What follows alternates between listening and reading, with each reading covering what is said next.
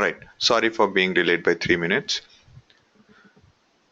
Great. So today we are going to discuss a very important idea.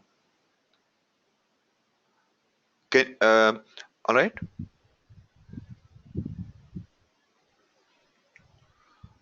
Okay. So coming back to it again. Yeah, 37.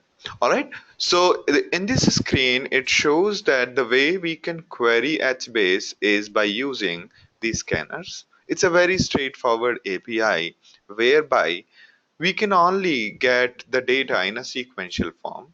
We can specify from which row to start, which row to stop, and what columns to return. And optionally, we can provide a condition such that that condition will be run against. Basically, it will be a piece of code that will be run on the server side.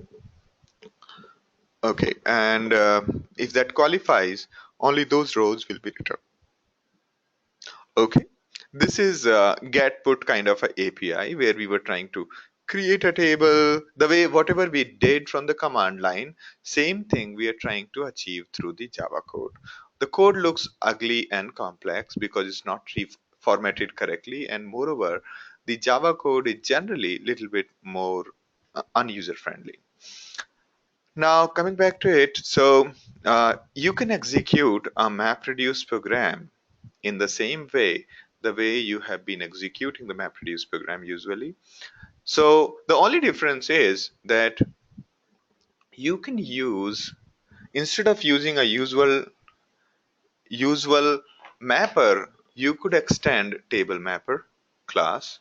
And um, and here if you extend table mapper class, you will get one reason per task, or you can say that one map task will be created per reason. Okay, so the input data that you can see here is essentially a row given to you. So the map tasks, every map method, this map method will be called for every row inside a region. And in similar way there is a reducer. So the way we were doing earlier, okay, let me check if everything is going fine. Yeah, so all right. Hello, Yogesh. Good. So the way earlier when we ran our word count from a plain text file, our map task was created per what do you call input split, which was few lines. Some lines from the text file. So and map method was called per line. In this case, our map task will be created per region, okay, per region, and map method will be invoked per row. All right, and reducer will anyway get the whatever key and the value, all the values for a key grouped together, and the output of the reducer will go into another table. And here you can see the way you run MapReduce is exactly the same way using Hadoop jar and then running the jar and so on. Okay, so there's not much of a difference. So whenever you have to do a computation, a huge computation on HBase, you use MapReduce. Okay, there is no query language as such provided by HBase. It provides a very simple method like get and put. Okay, and it also provide you the scan methods. That's it.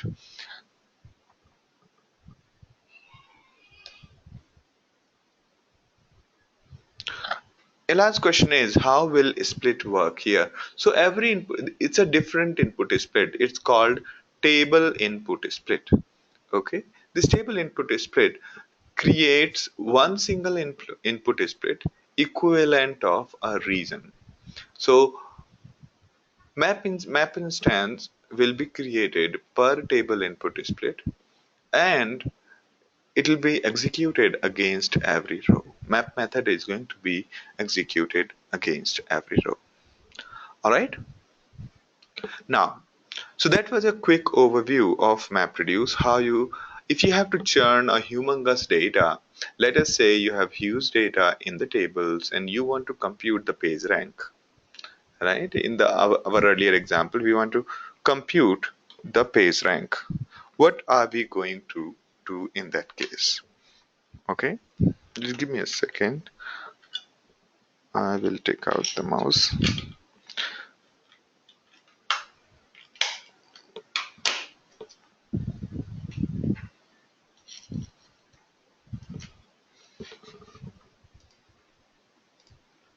Okay, so yes. Now Now let's move ahead to another idea called Bloom filter. So although you won't have to manipulate Bloom filter in case of HBase, but this is generally a question asked by experienced interviewers about Bloom filter. It's a general data structure, not only specific to HBase. Alright? So imagine that there was this single gatekeeper in your company. Now, there are many people who are coming to the gatekeeper and asking, am I allowed to go in? This gatekeeper, all right,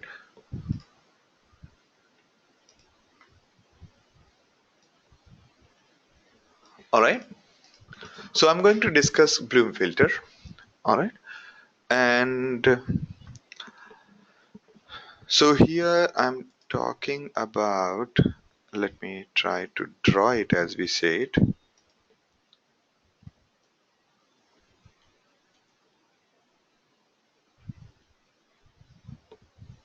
Okay, I can't draw it right now. All right. So there is one system. I mean, imagine that there is an organization where millions of people come every day, and for everyone, the watchman has to scan and then let him enter. Right? Watchman has to find his name in the database. If it says allow, then he let him go. Now, for this single watchman, verifying so many people is too big a task, and it takes a long time for the processing. For every person, he has to look in the records, and let's say he's using some kind of a indexed mechanism, as in the names are ordered, and still it takes a long time for him to verify. Okay, so so so the better mechanism in these cases, when even though the data is indexed and still is taking a lot of time. Another idea is to put two watchmen. One watchman is for preliminary checks, as in, let's just check first two letters of the name. If they exist in the database of first two letters, then the second watchman would perform a thorough check. So this new watchman, who is doing the preliminary check, I mean basic search, basic as in very rudimentary search, such as searching the first two letters of a person instead of searching for the whole name. It's called a Bloom filter. Okay, so a Bloom filter is essentially a statistical way of making things faster. I'll explain to you why we call it a statistical way. Okay, so after we put a Bloom filter, okay, this Bloom filter, we give him, instead of giving him the complete list of millions of people who are allowed in the building, we give him only first two characters of the name. Now this, instead of two characters, we could have come up with another mechanism, such as hash code, meaning, let's say we sum up all the letters and come up with numbers. Now this list is very small. Hardly, it's 26 by 26, right? Which is 576. right? So so Bloom filter can only do the basic search. It can confidently say that you are not allowed because your first two characters are not matching. But it can't say for concrete that you are the right person to allow. The concrete way is actually scanning through the whole list. All right. So this is a Bloom filter. Now, this is a classic example which we use in case of Bloom filter. So the Bloom filter can say confidently that you are not allowed. Okay, if your name does not exist in the hash code or in the small list given to the Bloom filter, then you definitely are not allowed. But if Bloom filter says yes, there could be a situation that Bloom filter there could be situation where the main database says no, or main database could say yes. Okay, so Bloom filter can confidently say no, but it can't confidently say yes. If it confidently say yes, if it says yes, then the secondary, the actual storage says has to do the actual lookup. All right. So the very simple example is, let's say I sum all the I sum up all the ASCII value of your name and divide it by let's say 500, whatever is the remainder. So this remainder could result from many different names, right? But so many different names can have same remainder, but these names cannot have some other remainder, right? Therefore, the list which is given to the Bloom filter is quite small. It's like giving few letters of a word instead of a full name in the for to the Bloom filter, or just giving the certain numeric form instead of the actual list. Therefore, the list given to the Bloom filter is very small, and Bloom filter is designed such a way that a string, when we compute its hash or compute certain other number, generally it's hash code we call it. So when we compute a hash code on a string, it should always return the same number. All right, any questions on Bloom filter? So Bloom filter is a standard way of reducing the searcher's headache. Whenever in case of big data world, you see that a lot of time is being taken in searching. Even though there is indexing, even then there is a lot of time being taken for searching. You generally place one basic filter before the searcher. All right. So the assumption for Bloom filter is that there are lot of these cases which are invalid. So most of the data gets rejected here, but whatever data gets accepted by the Bloom filter, it goes through the check. So you can say that for three queries, there are 3 plus 2, total 5 actual lookups. Two are actual lookups and three are lookups at the Bloom filter level. But the headache of querying the storage has been reduced to 2 from 3. Is everybody with me?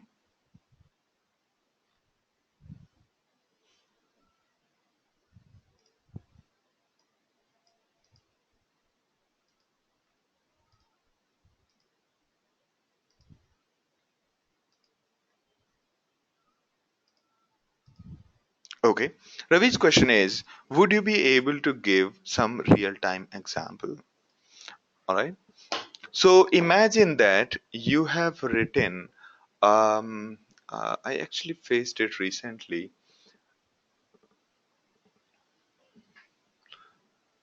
Okay, so imagine that you have a small crawler which is crawling many websites and is also maintaining certain kind of state.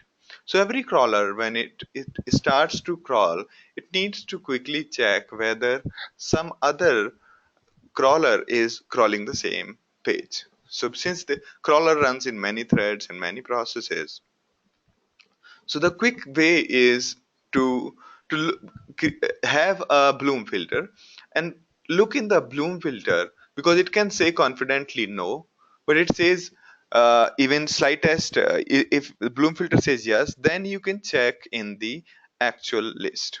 Okay, so that way the concurrency is maintained. And so in many similar situations, when there is a you have a low probability of finding something in the database and still you have to query it, then it's better to use a Bloom filter. Okay, when you are searching something in a database and you know that the probability is very low that it exists, then, and there are many such cases when you have to look up but the probability is low, in those cases looking up in the Bloom filter is better than actual searching in the database. All right, so this is, I hope this makes sense to you.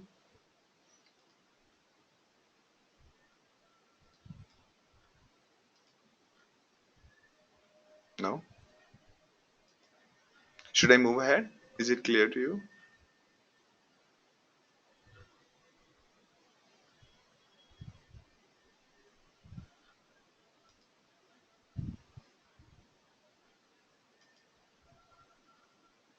Okay, Ila's question is, her question is that how is it created? We will come back to it. Ashwin's question is how indexing will help. So the actual storage lookup is happening on indexing. So this is already fairly fast, but when you have billions of records, then this storage wouldn't help.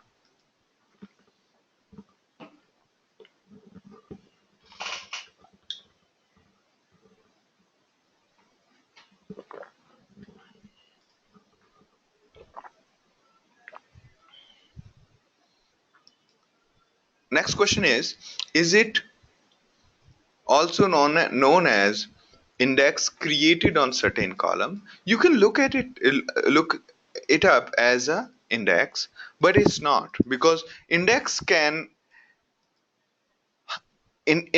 for sure confidently say if something is allowed or not.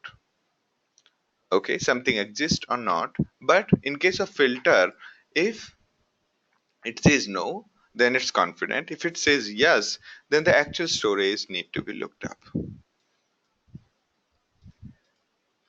right?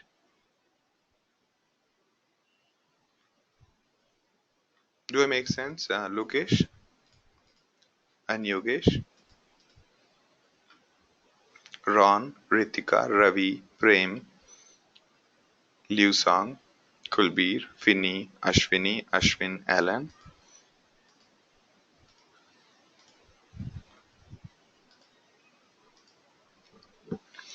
Yogesh's question is, what kind of filter condition does Bloom filter accept? Very good question. So it basically accept only equals kind of condition, meaning the way you have index and you can only say, please find this key. Only those kind of conditions. Brilliant. Brilliant. All right. Okay. And did I miss any questions?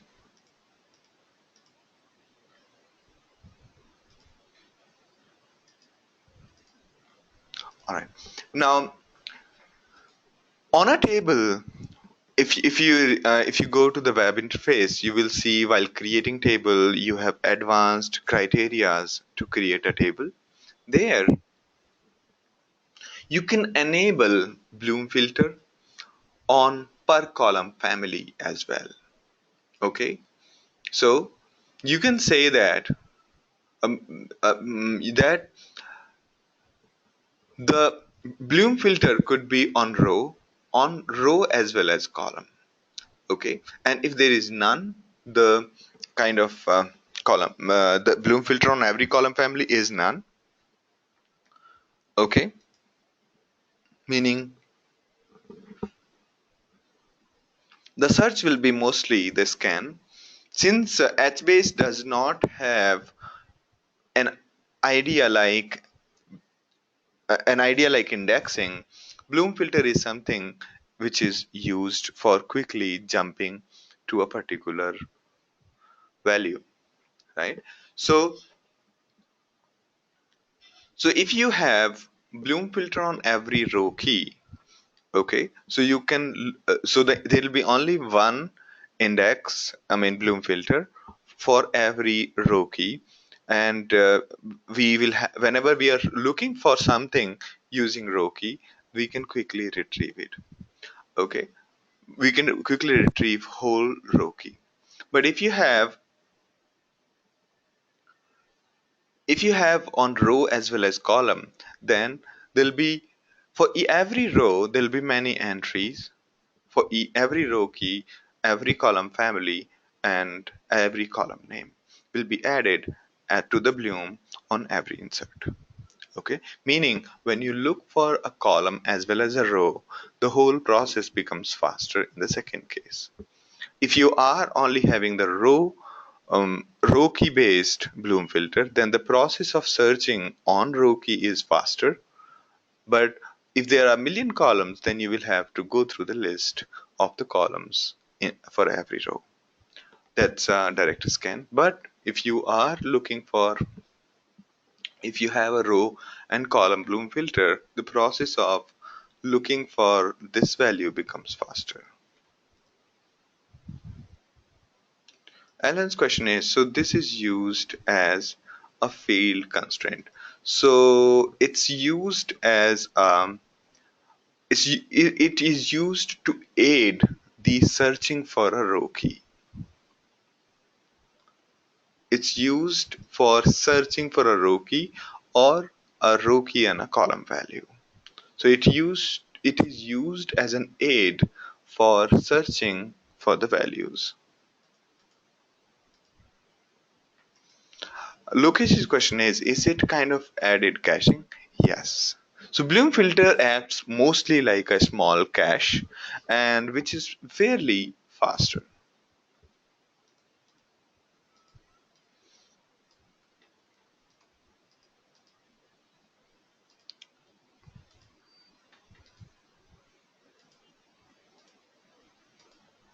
All right.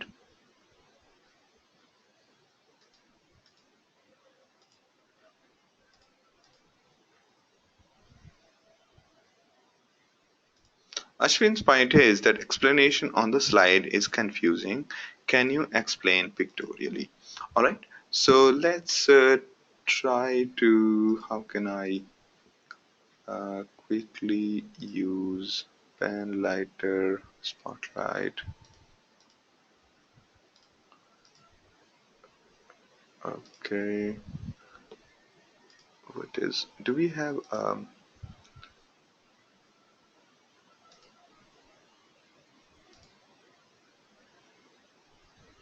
right. I don't have a, okay.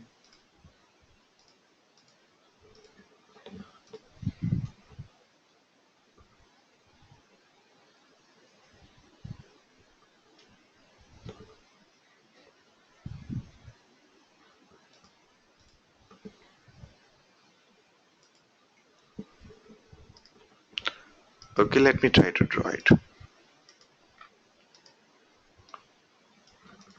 Okay, so since my own computer has crashed, so I'm using someone else's machine.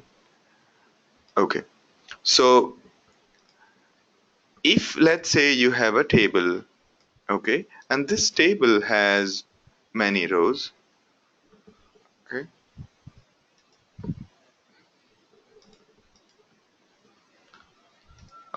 let me just draw an actual table. Okay, so let's say there is this table. If you have created Bloom filter only on the row key. So whenever a user is looking for a row key, then the whole process is becomes faster to look up on row key.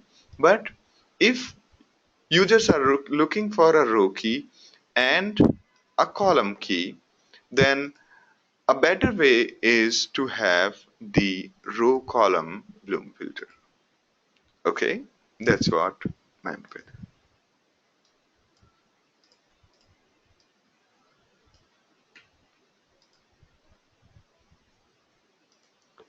All right. So this is. I hope that makes sense to you, Ashwin. No.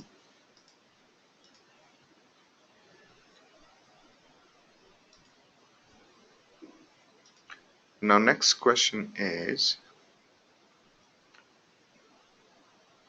where do we specify the condition as per the how will it look for first three letters? So first three letters was this first three letters was for only the example and explanation. The the default behavior is, or the general behavior is, it uses hash code. It uses hash code.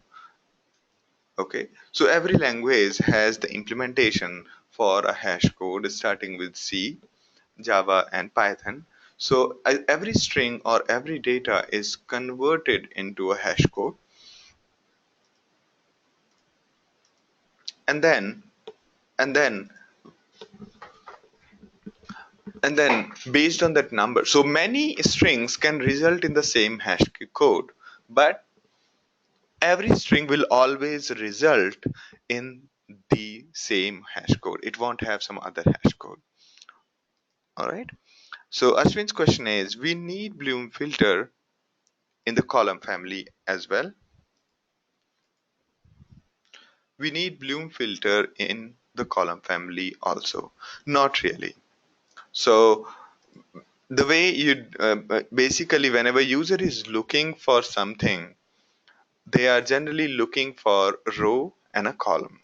And the column means it's a combination of two things: the column family name, colon, the column identifier. Okay, so the if you don't want Bloom filters for a column family, you can disable that. But if you have enabled a column family per row, that means it is enabled for the whole table, not for column family. But if you have enabled row column and only enabled Bloom filter for certain column families, then only those columns which are part of that particular column family on which the Bloom filter is enabled, those lookups will be made faster. All right. Now there is another idea called coprocessor. So coprocessor is essentially a kind of a trigger, database trigger, which runs on the server side and can be created using Java in the following way. Okay, and yeah, so you can create the.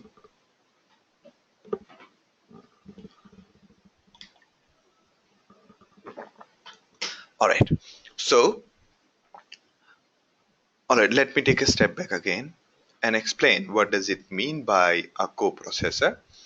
Let us say you have a requirement saying that only certain users are allowed to insert data in a particular table, as well as only certain users are allowed to read data from a particular table or column family. Now, how do you restrict the users, or how do you do such these kind of changes? Another thing could be that before the data get inserted into this column family, please convert it into uppercase. Or when the data is getting inserted here, please update some other table, right? So these kind of situations are quite common, and therefore the idea of coprocessors came into play. So Basically, you can write your Java code, which can be executed before or after doing certain actions. Okay, and what are those certain actions? When mm, get, put, and delete. So before these few methods, your coprocessor will be called. So you could have pre-get, pre-put, pre-delete. Similarly, you could have post-get, post-put, and post-delete. All right. So you can create a class which extends a basic reason observer coprocessor, and then you can implement whatever methods you want to implement. You can implement pre-get, pre-put, or pre-delete. Okay, and once, as well as you could implement post put, post get, and post delete. All right, and let's take a look at pre get. If this pre get does not allow certain actions, it can throw access denied exception. All right, and once you have written this code, you can compile and create jar.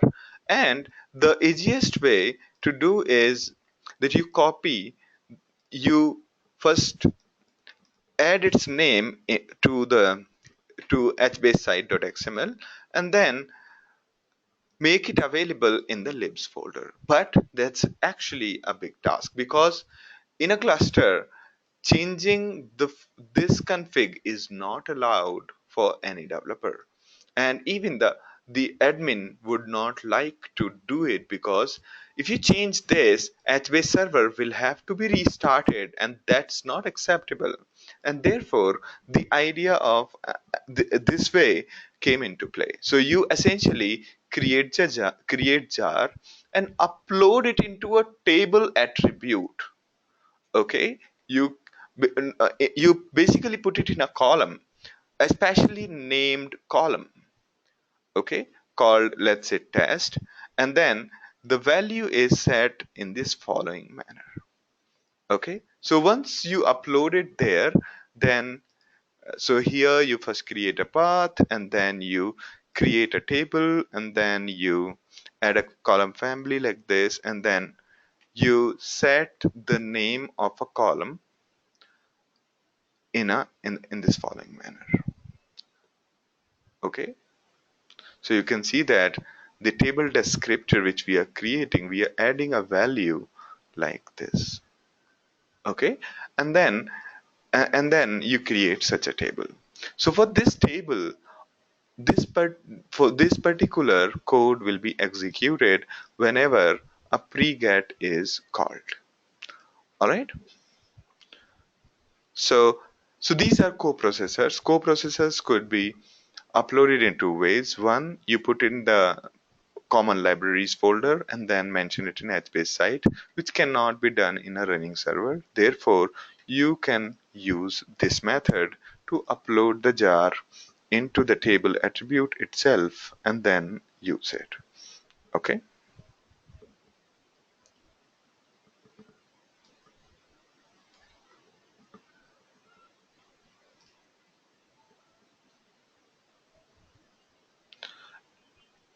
A last question is it widely used or should be limited in the use? It is fairly limited in the use, because every time you create a coprocessor, it hinders, or it stops the use of the uh, it basically slows down the get operations on table. So you generally avoid it as much as you can, because it is going to hurt the overall table access. Okay, so Ashwin's question is when to use coprocessor. Coprocessor is used when you want to do certain operations, certain your own work before or after get, put, or delete is called on the table. Okay, whether you are enforcing security policies, or you are enforcing certain data sanitizations, or you are trying to update an index or some other table as per your business flow. Okay, in those cases you use coprocessor. All right. So now a quick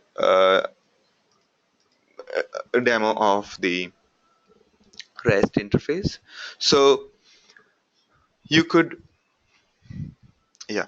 So here, what I'm trying to show you is that HBase, while it can be accessed from the shell, you could also access it from the REST interface.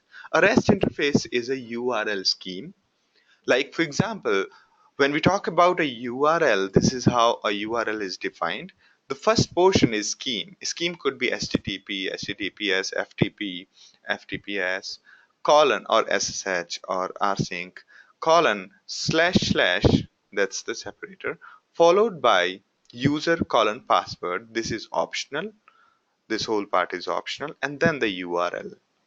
Okay, and then the port number, and afterwards it's the path to a resource, and these are the parameters to the resource. Okay, these are the parameters to the resource. So you could use this scheme followed by authority, path, and file name, and the parameters and the query. So so basically this is the schema of standard REST interface, and we can in the similar way call our database. So let me just say see here. All right. So, I think it'll be E.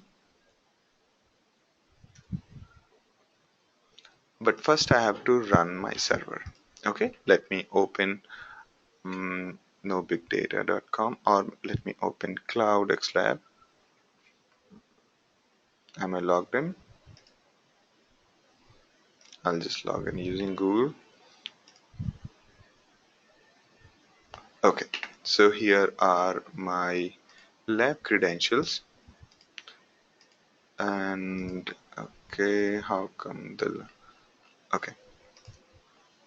So we are adding some videos to our CloudX lab so that people can quickly start learning. And lab credentials, let me log in into the console, and these are the same credentials which come in the LMS.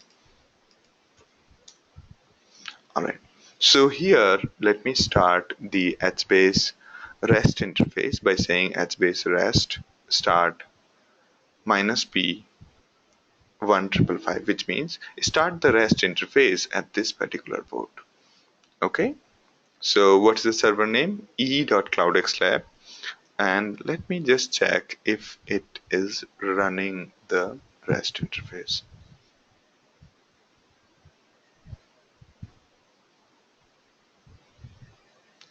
Okay, but it says that it has started on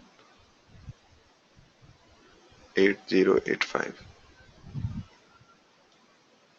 Why did it start at 8085?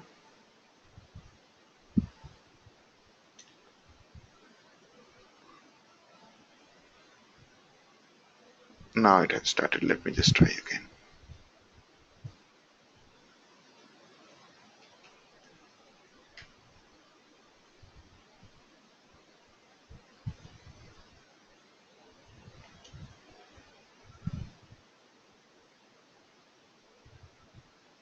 hmm Let me just see if any of my team member can look into this.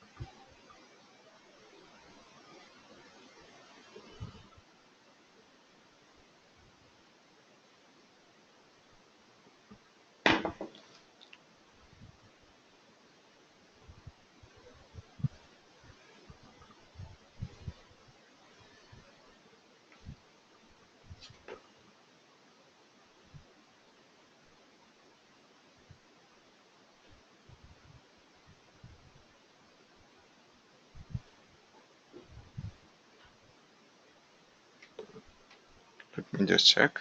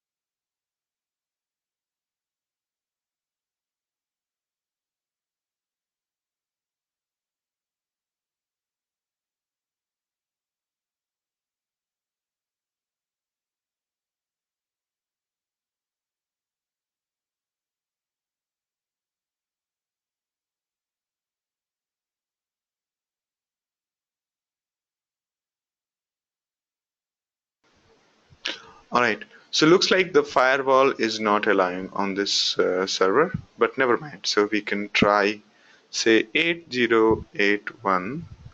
Let me try to run it on 8081. 8081. Okay, let me try to stop it and then run it again.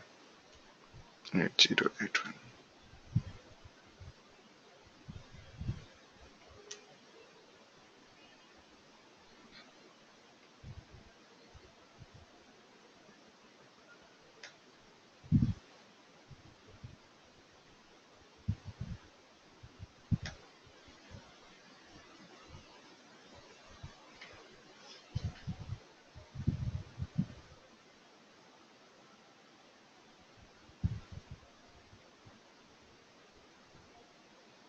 All right.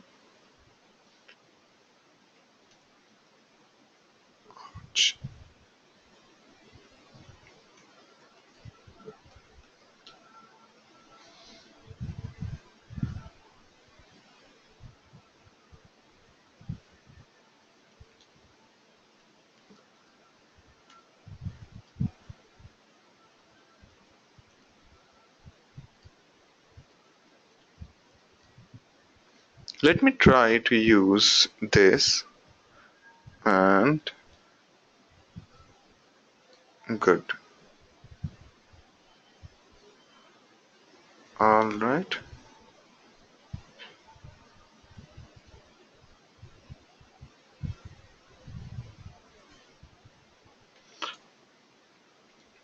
All right.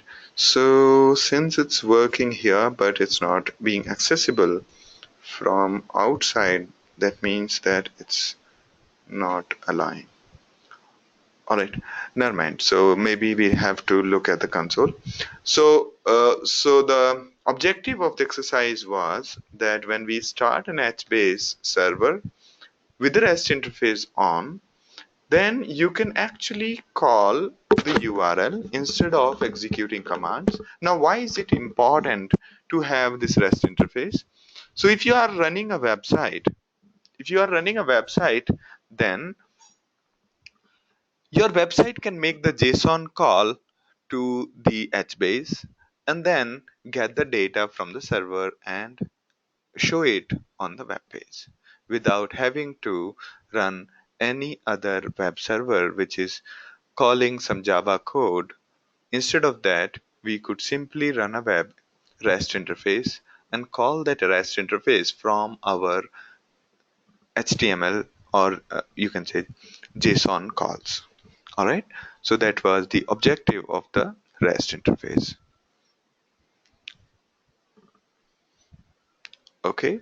So in case, so you can take a look at more about Stargate. This server REST interface server is called Stargate server, and then the In case you are looking for a JDBC kind of a driver to HBase, you could take a look at Phoenix, and it's a Apache top level project, and this Apache Phoenix provides JDBC driver access, meaning you could call kind of a SQL, or you can say uh, g- you can query HBase from your code.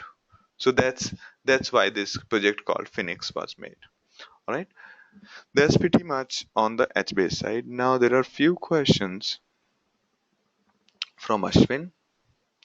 One question is that I think if you show the project where you have implemented co-processors and Bloom filters, then it is easily understood. So honestly, I've not used co-processors and Bloom filters in HBase, but I've used Bloom filters in the general sense where we had to optimize the web server for lookup.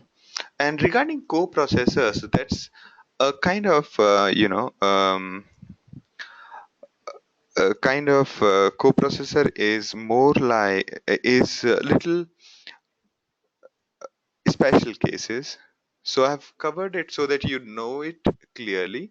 But when you have to implement it, you might have to look up this example again, what we have shown here. And honestly, I don't have a real example here, although I have a real implementation. You can try that.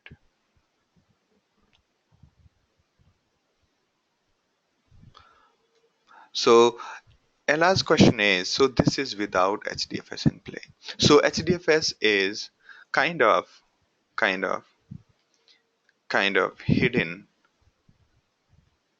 to you. Okay. So between you and HDFS, it's the HBase that's, so you interact only with HBase. Okay. The way when we interact with database, we don't talk about how it's going to store it in file system. In the same way, when we interact with HBase, we do not worry about how it's going to interact with HDFS. Do I make sense to you? A question from Yogesh. For REST interface to operate, do we also need HDFS?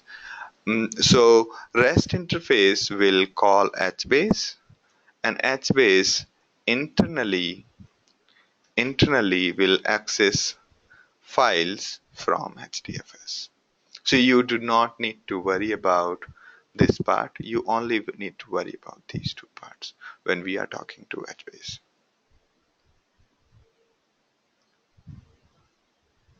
Okay. So looks like Ella also has the same question. So for REST interface, I hope this is answered now.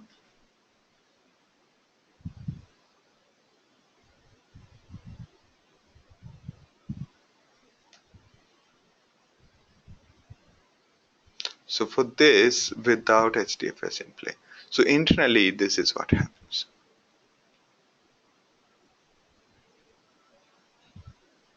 All right, Ashwin, was I able to answer your question?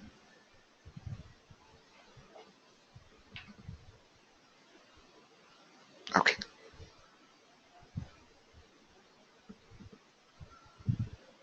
okay.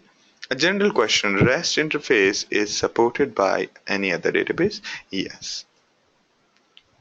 Other databases also come with REST interface, be it CouchDB,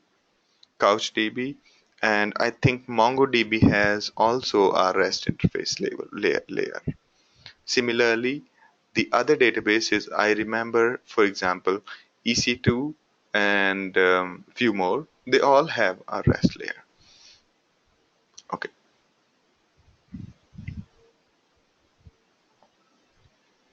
good. Let's move on to the next topic. Any other questions before we move on to the next topic?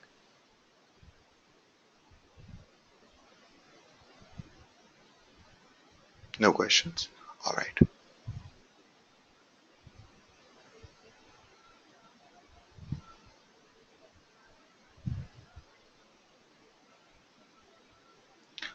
All right.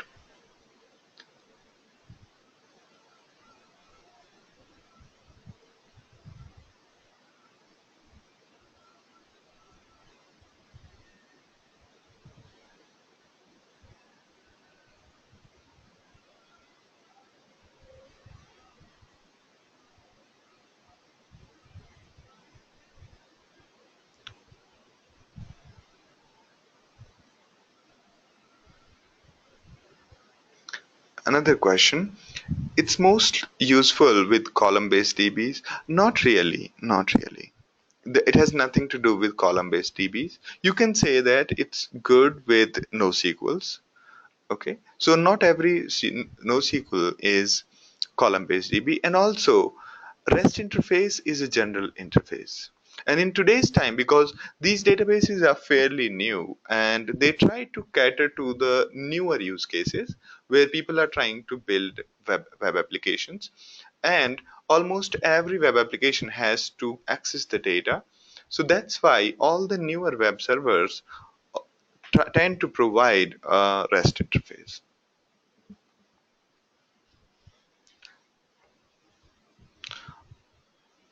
Okay.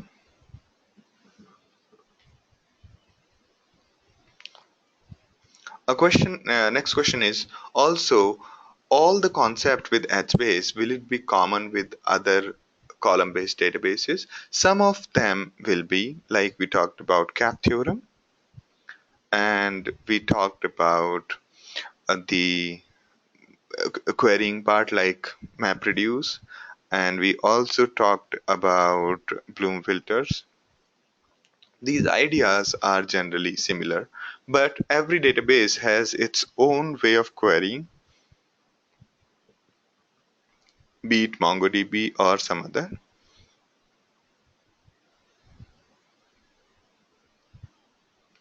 All right, good. Now, next question is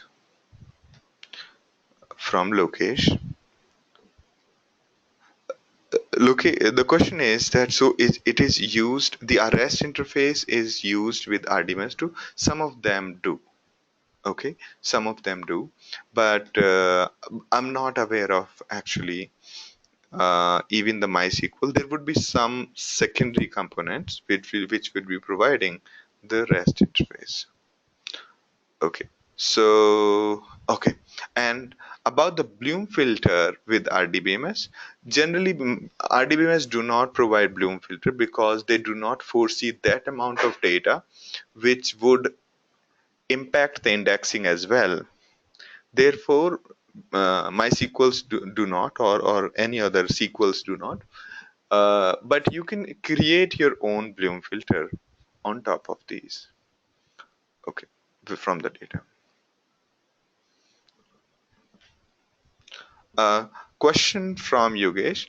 Column family concept is also common with other column-based DB. It's yes. In case it is common in Cassandra. Cassandra has an idea of a column family, but not with MongoDB. Okay, but MongoDB is anyway not a column-oriented database. All right.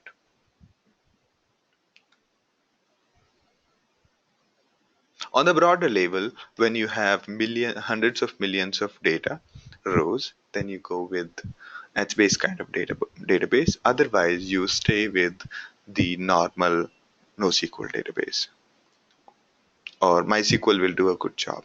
All right, now let's talk about. All right, now the question to all of you is: let us say there is an inbox and there are many email processors running.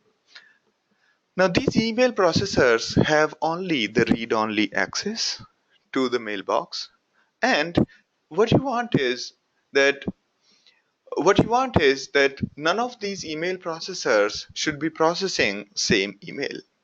How would you stop that? How would you stop two email processors processing the same email at the same time, while this inbox is read only? And these email processors, all of these are running on different computers. Quick, anybody? Yes. How would you stop them?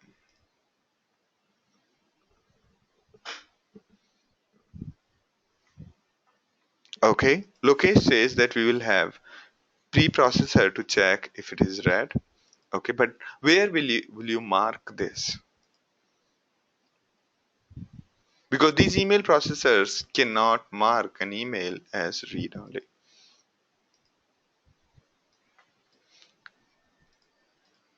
Ashwin says by placing a master. Ella says having a gatekeeper to direct traffic. Good, good. Lokesh says using a Bloom filter. Brilliant. Okay, using a Bloom filter. Brilliant. So, all right,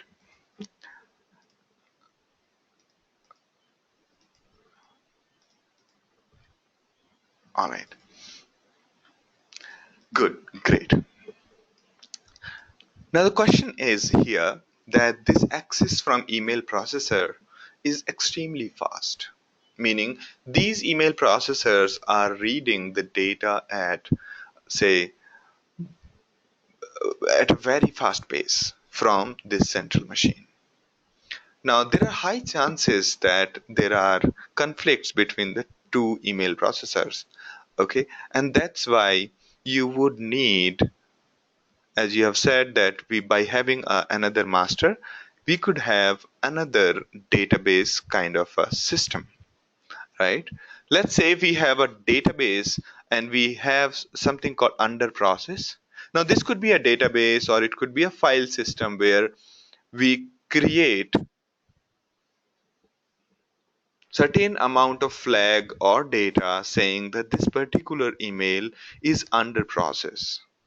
This particular email is under process, and all the email processors consult this table before talking to the inbox and after talking to the inbox. Okay, so as Ella says that having a gatekeeper to direct traffic, so this could be kind of a gatekeeper with which email processors are interacting to check and consult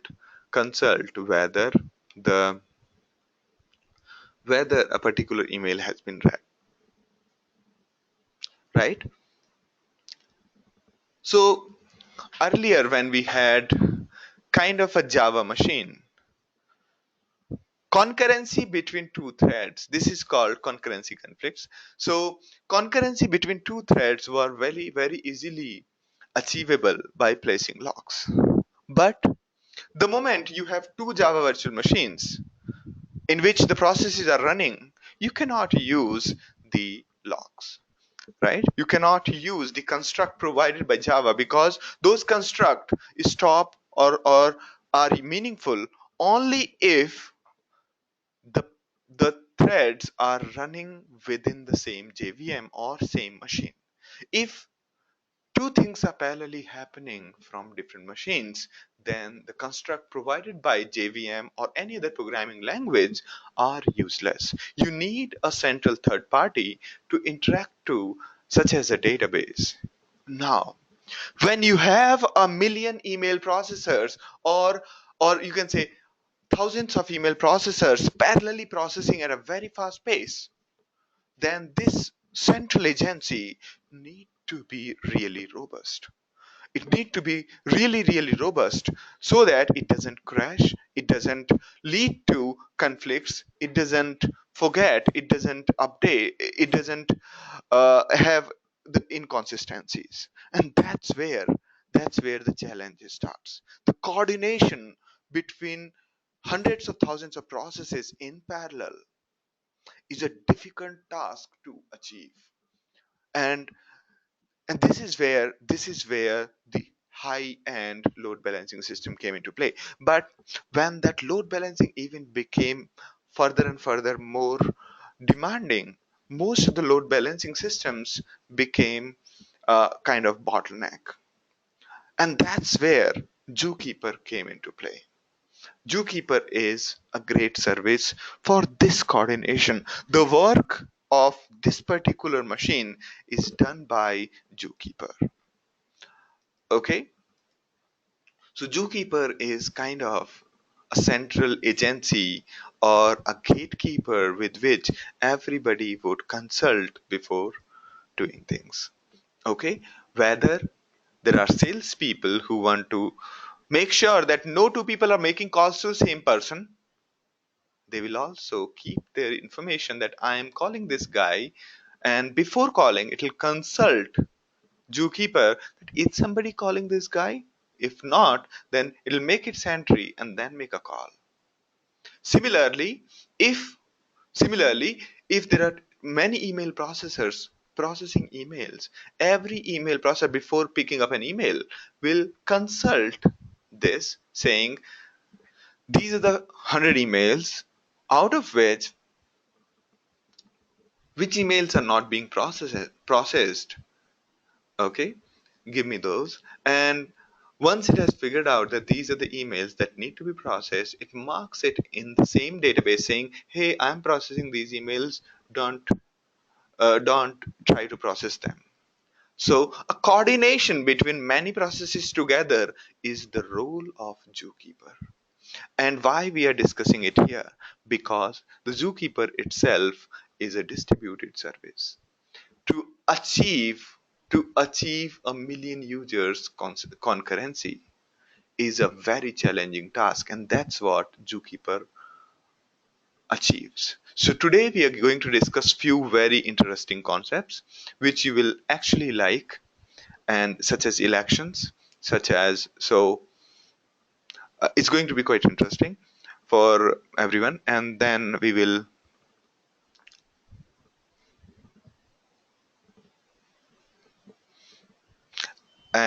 go into the details of many great ideas today.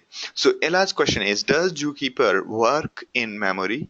Otherwise it could cause delays. That's brilliant answer. Yes, it is in memory. All right, so we are going to go into the details now.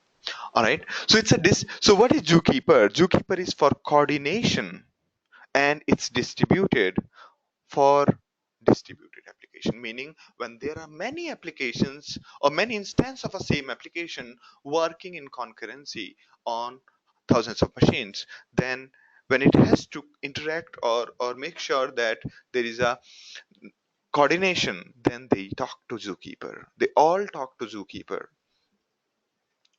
And you will see that the magic of zookeeper, the symmetric nature of many processes behaving in the same way and talking to zookeeper, is an interesting idea.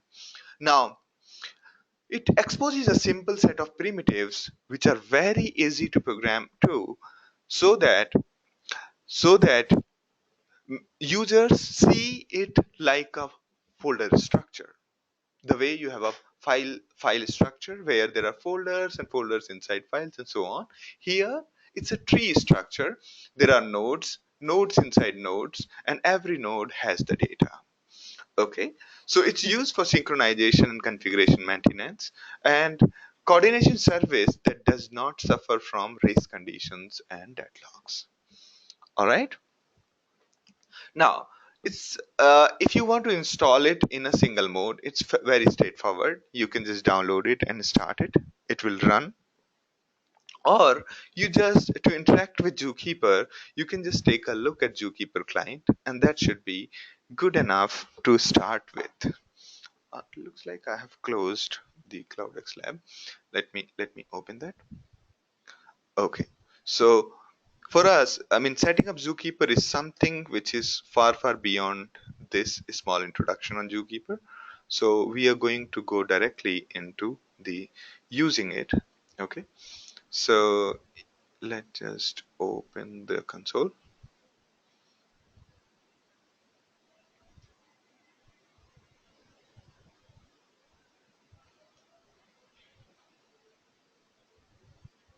All right, so this is the web console. Now let's say,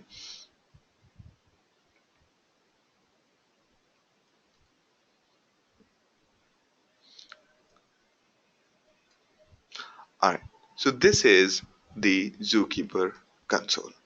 All right, so I can say ls and then slash. Good. Now, so you can simply start Zookeeper from your console. If you have access to the console right away, it'll be great. And all of you can also open Zookeeper client. All right? Because whatever you do, we all of us can actually do the coordination using Zookeeper client in the real time right away during the session. All right. So a quick overview of a data model. So you can think of it as highly available file system. So it has got Z nodes, and Z nodes can have children. Z node have data, and Z nodes form hierarchical namespace, meaning Z nodes under Z nodes and Z node and so on. Okay, a G node has access control list, meaning you can define permissions on it. There are no append operations. We cannot say append a file. They are either read or write, which is atomic in nature. Either you save it completely or nothing gets saved. So that's the zookeeper. Now, so the data model of Znode is so now let me show you. So when I say ls slash, these are the Z nodes under the top level node called slash. If I say ls, so ls slash crazy, you can see there is one node called this one. Or if I say ls slash 12 December, okay, these are the children node of the 12 December. Okay, and if I say get slash 12 December, then it will show me the data in the double quotes which is saved in a node. Okay, so every node can have the children. There are a few nodes that can't have, we'll talk about those. Every Z node can have children, and those children can have further children, and every G node can also have data. You can get the data using get method, see the children using ls.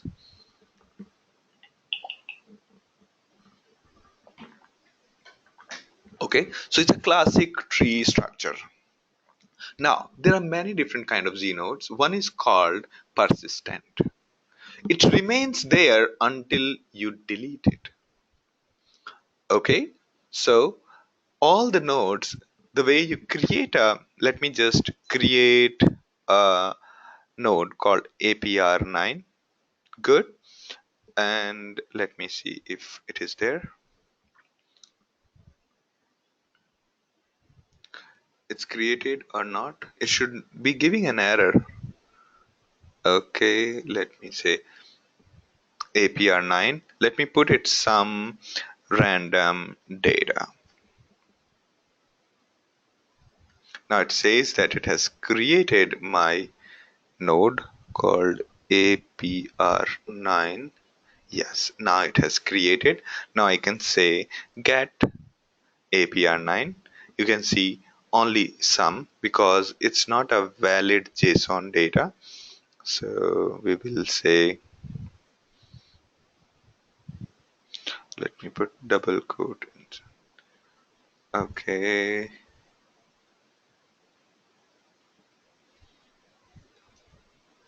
Then I can say, alright, it doesn't allow spaces in the names.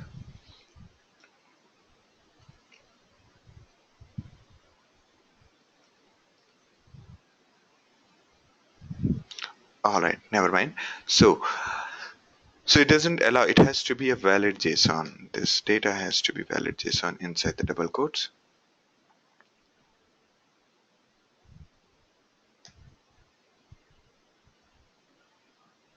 Yes, Ashwin, you have a question for me. What type of data will Gnode contains? They can contain a JSON object. All right. Next is that, yeah. So we have created our APR node. If want to delete, I want to delete APR91, I can say del, where is that? RMR. Good. Okay, so the second node deleted. Now let's go back to, now the node we just created is persistent. It will remain there unless somebody explicitly deletes it. Now there are another kind of nodes which are called ephemeral. They will disappear with me.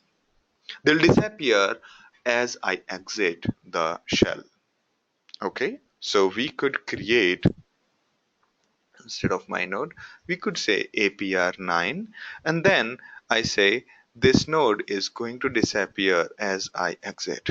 Okay, you can see, all of you can see this node if you are logged in, that there is a, you can create sub children node under APR9, all of you. Okay, so I've just created an ephemeral node with April 9. So it is existing right now. But if I exit this console, if I exit and then again open after some time, that particular node will disappear after few minutes, after few seconds. Okay? So these nodes are called ephemeral nodes.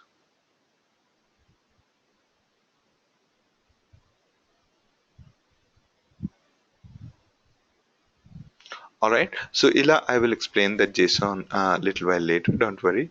Maybe I can take up in a different discussion. But right now, let's see. Let's imagine that we can just store data without spaces. Now, this ephemeral node will be deleted from this. Now you can see that it has disappeared. So if somebody who came in has exited, their presence can be removed. For example, if let's say all of you have created your ephemeral node right now and your internet connection goes away, your ephemeral nodes will disappear. That, by that we will know that you are no longer connected. Okay, this is a great way of ensuring the attendance in the class, right? If you at any point of time you disconnect from my session, it's going to disappear the ephemeral node. I mean, whenever you exit from the console, it will disappear the this it will delete the ephemeral node. Okay, so ephemeral node cannot have children, not even the ephemeral ones, though it is tied to a client session, meaning when I created a session, it got created, but it is visible to everyone. All right, so so I hope the idea of ephemeral node is clear. Okay, it's basically to detect if the client is available or not. Okay, imagine there are 50 servers, all of them are saying that we are providing services, and the moment they disconnect from Zookeeper will remove them from the services. Okay, so this is the use of ephemeral node. So all the nodes created by such servers which got disconnected will be removed, and hence their presence will be removed. So if we have to detect which data nodes are dead, okay, we could configure data nodes such that as they come alive, they mark their attendance in the system. In the similar way, that you can see that the HBase and region servers are talking to each other and marking their presence using the HBase. Okay, using the HBase, you can see that inside region servers there are the IP addresses of the node. These are the two servers available right now. There are two region servers available right now. One is this, other is this. Other two are dead. And this is how HBase shell was reporting that only two machines, two region servers are alive. All right, I hope the idea of a ephemeral node is clear to everyone. All right, now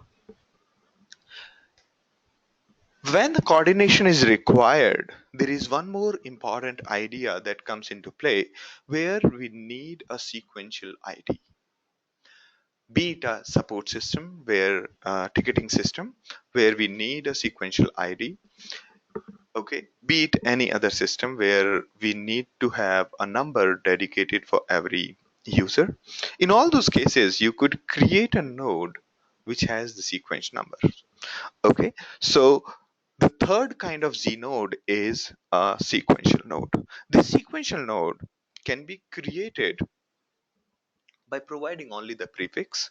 So if I say create -s and the parent folder, and then the value inside it. So it'll create zoo followed by a big number. This is the sequential number nth node inside this folder. Every time you say minus s create my node, as in create a sequential node, it will create a node with provided prefix and automatically generate the next sequential number. So I'll show you this. How many nodes have we created inside our APR9? We created one node so far. So if I say create minus s APR9 slash a, okay, and some data I'm going to put here. So you can see that instead of 00, it has created 1. Okay, so the first node, which was ephemeral node, has disappeared. That was 00. If I put some other prefix, let's say b, then the sequence number is increasing. So every z node has a sequence number, a running count of the children. Okay, past or the future. That's a running count of the children. So, and that's what is used in case of a sequential number. Now, question from Ashwin is, what is the use of sequential node? So, sequential node could be used for ticketing systems where, if you remember, when you make a support call, they create a ticket for you, and they're generally in a sequence. It doesn't conflict and it's a running count. In those systems, sequence number comes into very much use. All right.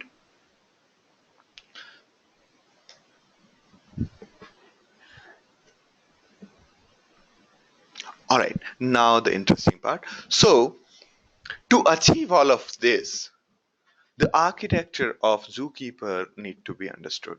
So there are two ways you can run Zookeeper. One is standalone. It's a single server and never use this in production. So Zookeeper runs in either single mode or replicated. Replicate is the one which should be used in production because it runs on a cluster of machine rather than a single machine. The one which you're talking right now, Zookeeper, when you pass a command called ls slash something, it's talking to Zookeeper and it's talking to actually cluster of machines. Okay, and it's highly available and it tolerates as long as there is a majority. Okay, HA means highly available. All right, let's try to understand the architecture because this is a very important aspect of Zookeeper because this architecture is being used by many systems, including MongoDB and few more. Okay, the election mechanisms are similar everywhere.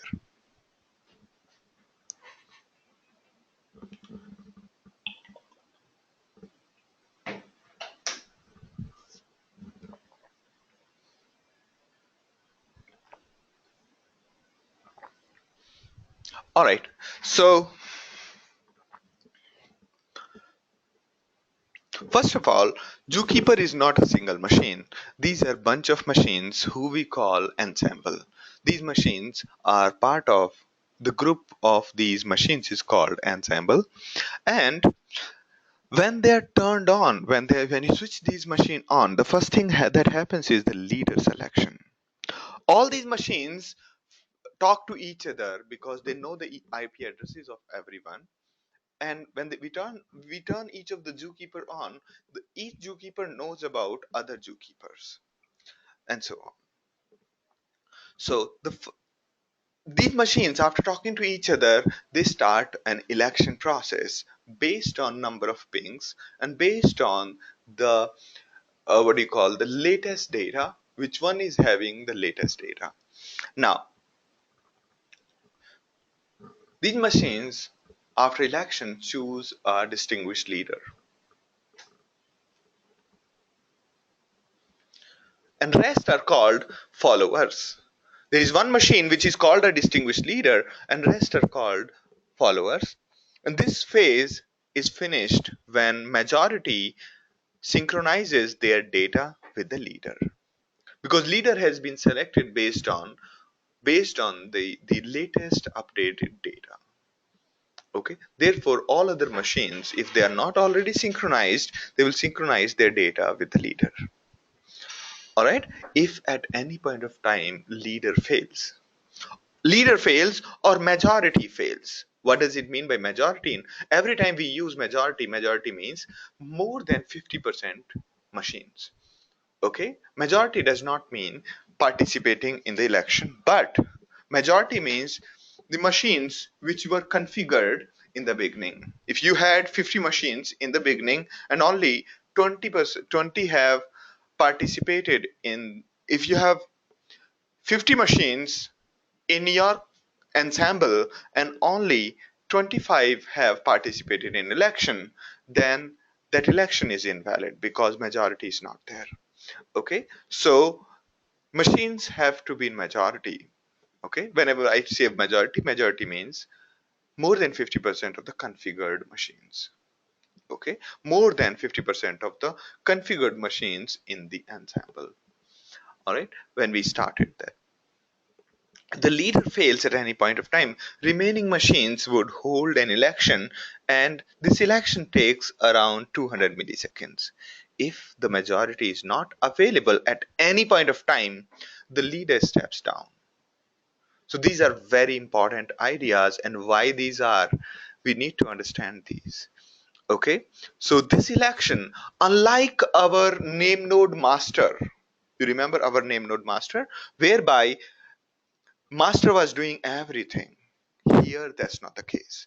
Every machine in this ensemble has right to become the leader, but the election decides who becomes the leader, and the criteria for becoming the leader: the one who has the latest updated data, second, the one who is faster at the response and faster the response to all the machines.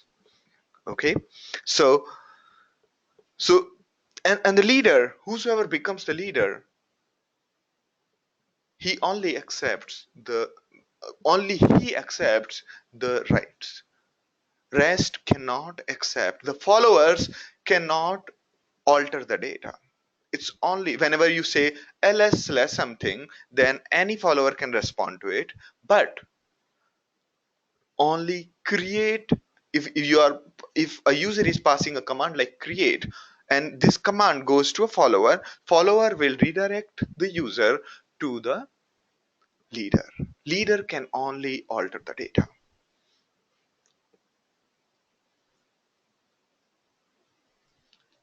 Okay, so all the write requests are forwarded to the leader, and leader broadcasts the update whenever there is a change happening. Leader broadcasts it to all the users. And when the majority have saved or persisted the change, the leader commits the update. The client gets success after that. Okay. And the protocol for achieving consensus is atomic, like two-phase commit.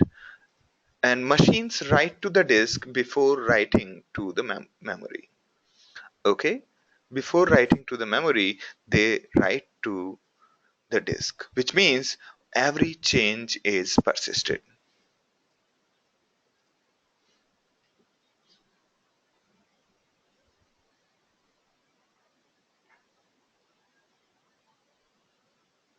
Okay. All right.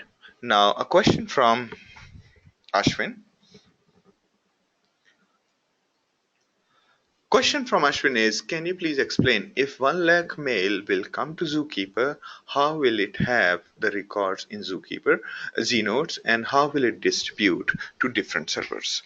Okay, first, kind of 1 lakh email should not be stored in Zookeeper. Zookeeper is for small data. You will see why. Okay. Now, second, if there are 1 lakh clients connected to Zookeeper,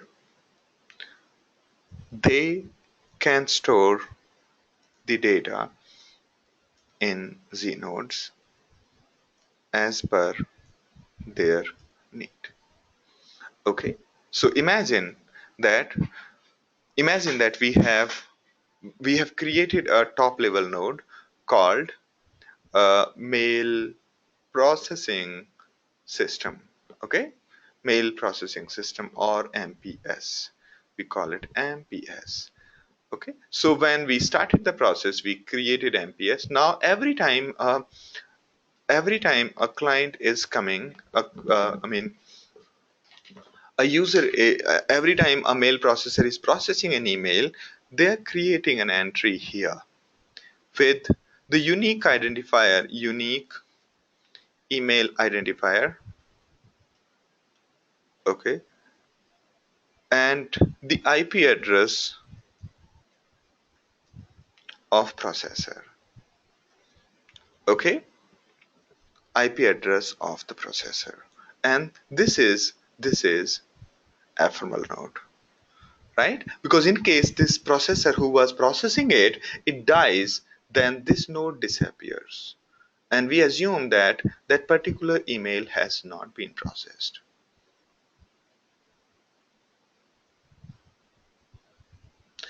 Okay, so we could create basically most of the data we try to keep it in the name itself. Okay, the inside data is something we keep it only minimalistic, maybe a subject line, but we don't need that data. Okay, I'm just putting nil here. We are mostly taking a call based on the name of the node itself. As you can see here also earlier when I was demonstrating, here also the information, almost every information is in the name of the node, right? Do it make sense to you, Ila and Ashwin? Okay, and before processing, it will say, and when we try to create this ephemeral node, if there is an error, meaning this node already exists, that means we should not be processing it because somebody else is processing it. And once they finish processing it, they will delete this node and move on. Okay, so let me just show you what kind of data. A question from Ella is that what kind of data does a node contain? Let's take a actual data. This is the information about reason servers. Okay, so this is some binary data. It's in the form of a binary JSON. Okay, which is kept here. You can see it's a reason server running at this particular port and something. All right, so it's some binary data which you can put it using programmatic interface.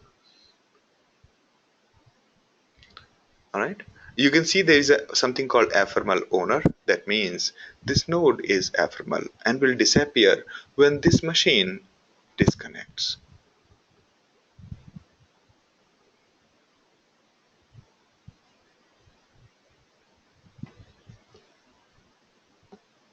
Now question from Ashwin is how this IP of the processor will assign.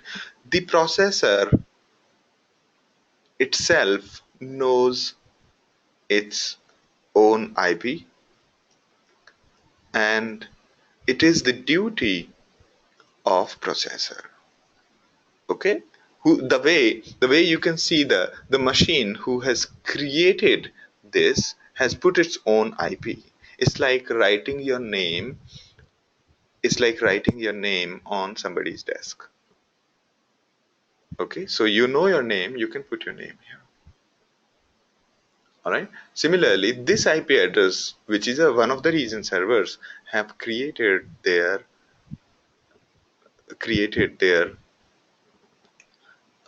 Z node. Okay, so this is created by the process, not it's not the duty of reason server. Reason server does nothing other than providing a folder kind of a structure. As soon as these machines come up, these what do you call region servers, this is H-based region servers. So as soon as these region servers come up, they will create their Z nodes. If they go down, automatically it will disappear because it's a ephemeral node. All right, do it make sense to you? Next, so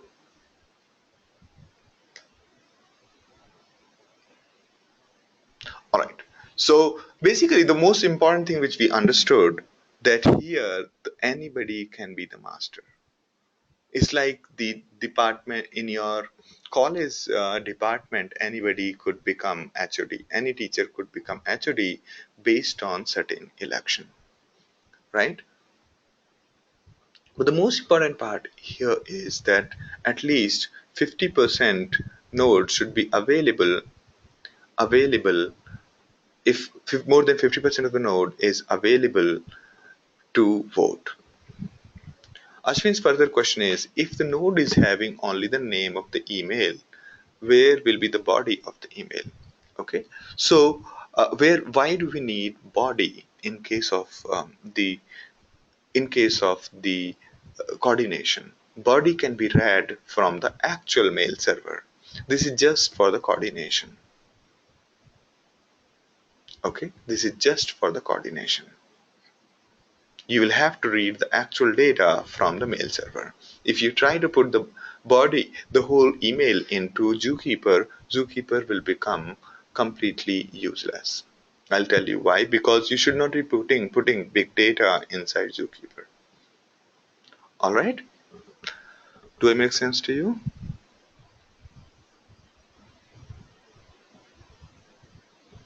Good, good. All right. Now, uh, we have been talking again and again about the leader.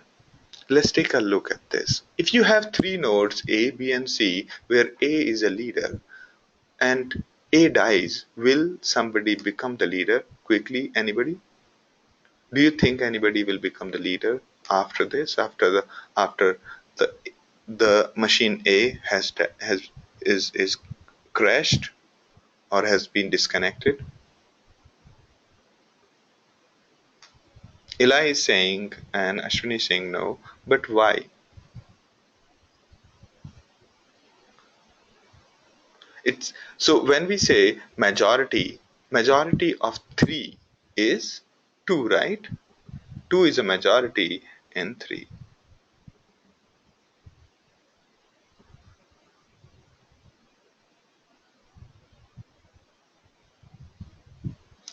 Yes, that's right, Ashwin and Kulbi.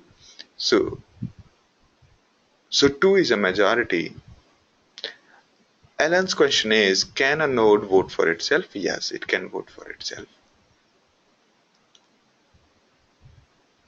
So it's when we counting majority in a cluster, everyone is counted. Now question is, if A dies, either B or C will become the leader. Either B or C will become the leader. Now question is that what if what if C was the leader? In the next step, since A died, C became the leader. Now question is, what happens when B dies? Will C remains the leader or will C step down?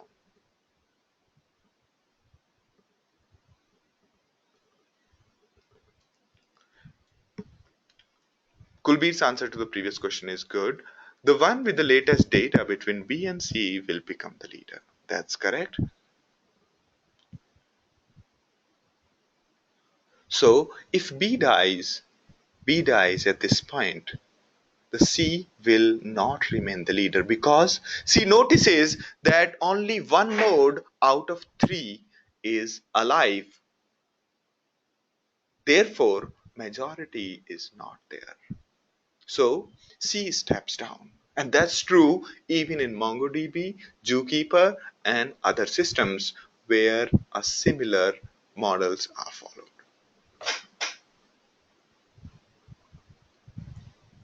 Now, Yogesh's question is, C should still be the leader. I also thought the same way, that what's the point?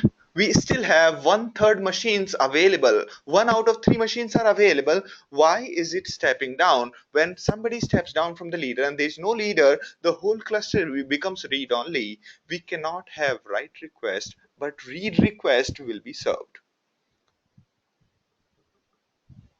read requests will be served. Okay, now let's. So, why is it that?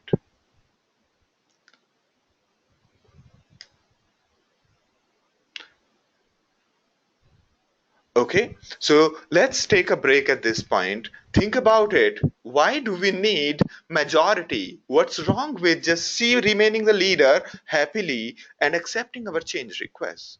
What's wrong with it?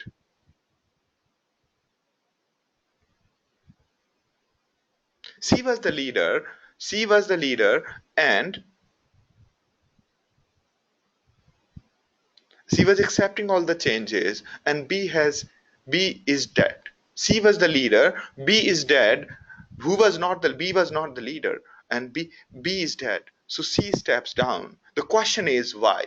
In the similar way, let us say we have 10 nodes and 5 died. The whole cluster of remaining 5 is read only because the leader would step down. Why is it so? Why should there be a concept called majority? Anybody? Let's take a break at this point. Think about it.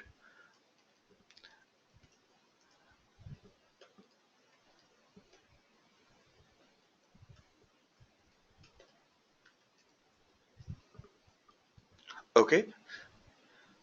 Think about it. Think about this question, and then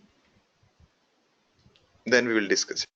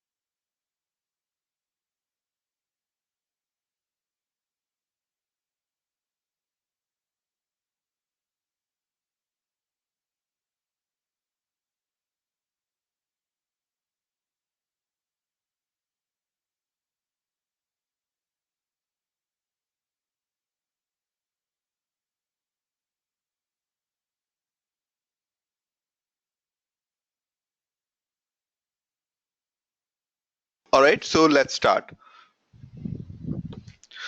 Good.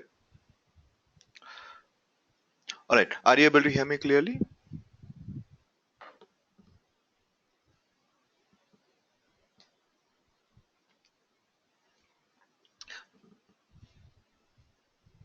Ashwin's question is, if five servers are dead, then why cluster will not neglect those dead servers? Yes, that's exactly the question. Why would it just not ignore which are dead and continue with the rest?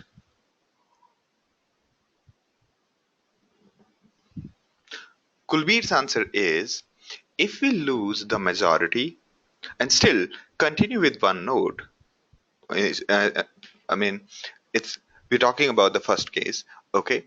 Then it will be risky. The probability of the last node going down, but yes, the probability is there of last node going down is more, but that doesn't mean that we make the probability 100% right away by by by stepping down. Ella's answer is it needs to be highly available. That's right. But how? But why it needs to go down? So, all right. It took me a while to figure it out, and I had to go through a particular few more documents. Ashwin's answer is there will be no backup if two nodes fail. That's right. But how is that justified to step down? That doesn't, I don't still feel that it's justified to step down as a leader even if you are alone left. Okay, let me try to explain why is it so. Let's take a look at this data center. Okay, let's take a look at this data center. I'll try to answer why leader steps down in case of no majority. Let's say we have two data centers, data center 1 and 2. Okay,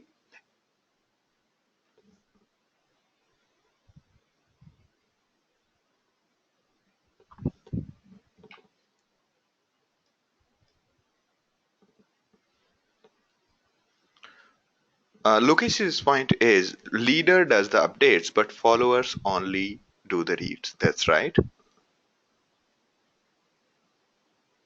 Yes. Ashwin says if the server will fail at the then pre- pre- precious data is gone. That's right. But that doesn't mean the machine needs to fail, needs to step down right away. All right. In some way, what Ashwin is saying is correct, but let's see how how lack of majority leads to data corruption. Okay. Now, imagine that you have two data centers, one and two, located in two different countries. Three nodes in one data center and three nodes in another data center. Okay. And these two data centers are connected with a cable and a machine called A is the leader at this point. Now, what happens is, let's say what happened is the connectivity between the two data center has gone down. The connectivity between two data centers has gone down. Now, these all machines A, B, C, D, E, they are pinging to each other and they all find out that the machines on the data center one find out that there are only three machines left, and the machines in the data center 2 find out that there are only three machines left. Now imagine that they did not care about majority and they both data centers individually hold an election. If both of these data center hold an independent elections, what would happen is that there will be two leaders, two leaders for the same data. Now imagine that same node being modified by leader A, as well as same node, Z node, being modified by leader D. After a point of time, you would have no clue how to merge this data. The whole trees of Z nodes on both the sides will emerge in different directions. Some clients connected to A, some clients connected to D, and effectively what you have is two different versions of data, and effectively the data is corrupted. If you have two data centers, some writers writing to A, some readers reading from D, and some writers writing to D, and some readers reading from the first data center, they all see different data, and there is no single point of truth. And effectively, it's a chaos. And that's why it is made sure that there is only one leader in a cluster. And how we can ensure that? The only way to ensure is the this is called partitioning. The cutting of a cable has caused two partitions of the cluster. Now the only way was to have the biggest, the majority, elect a leader. Now there could be only one majority in a cluster. There cannot be two majorities, two different islands, both bigger than 50%. You cannot cut a cake in any way such that there are two pieces of the cake which are bigger than 50%. In no way. Even if you cut it from half, the two pieces, both the pieces are equal. None of them is a majority. So there can be only one majority, zero or one majority in any fragmentation of the network.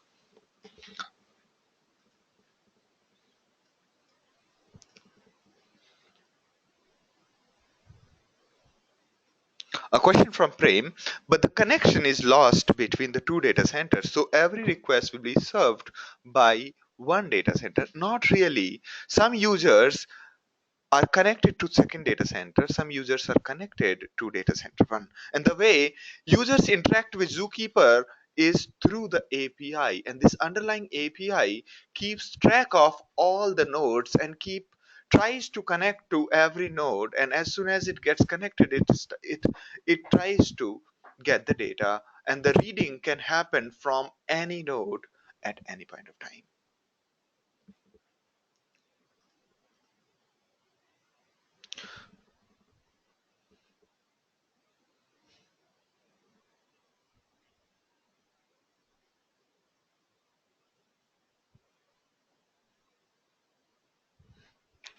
Okay.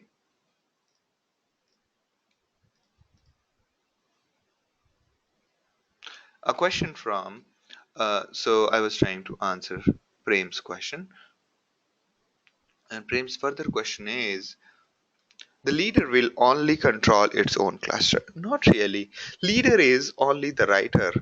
Okay. Leader does not order other nodes to shut down or turn on. Leader can only step down, and leader can accept the rights.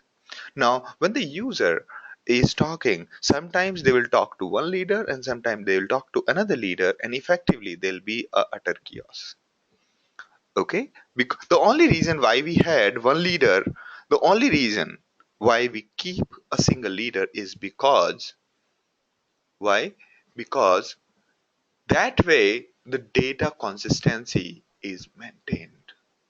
The data is eventually consistent because there will be some time taken to flow the data from the leader till the other nodes in the ensemble or the followers, and during that time the consistency may not look the same.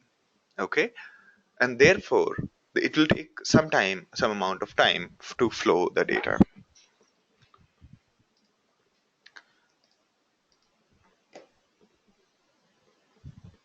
Kulbir says, does it mean we have same number of nodes on all data centers? Not really. Not really. So even if let's imagine that there were let's imagine that there were 10 nodes in one data center and there were 11 nodes in second data center, right? So in this case, if this wire is cut, this section will not have the leaders, but this might have a leader.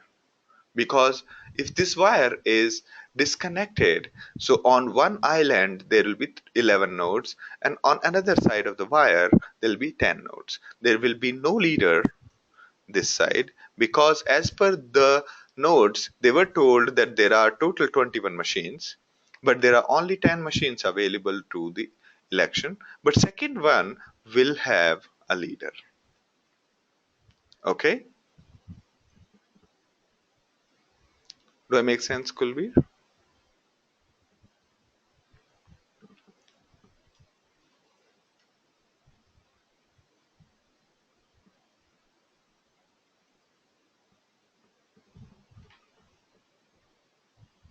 No.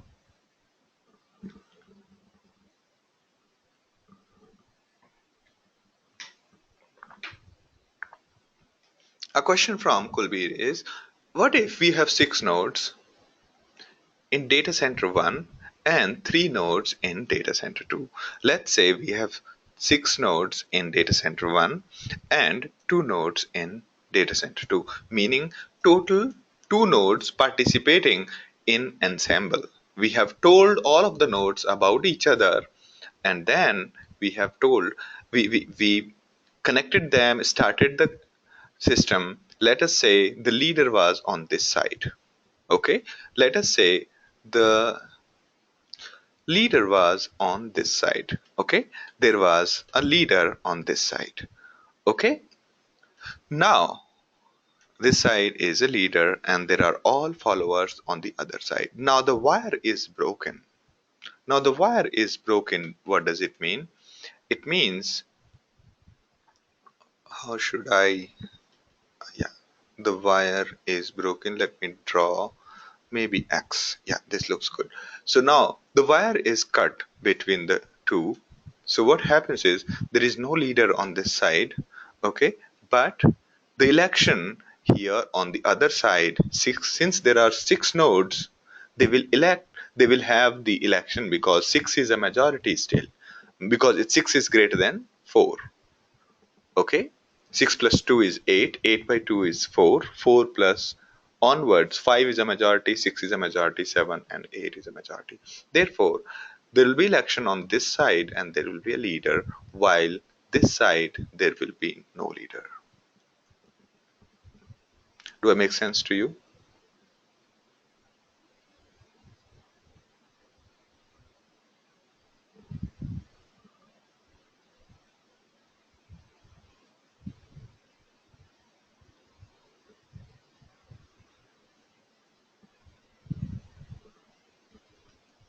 A question from Ravi. In this scenario, there will be one leader for each data center. No,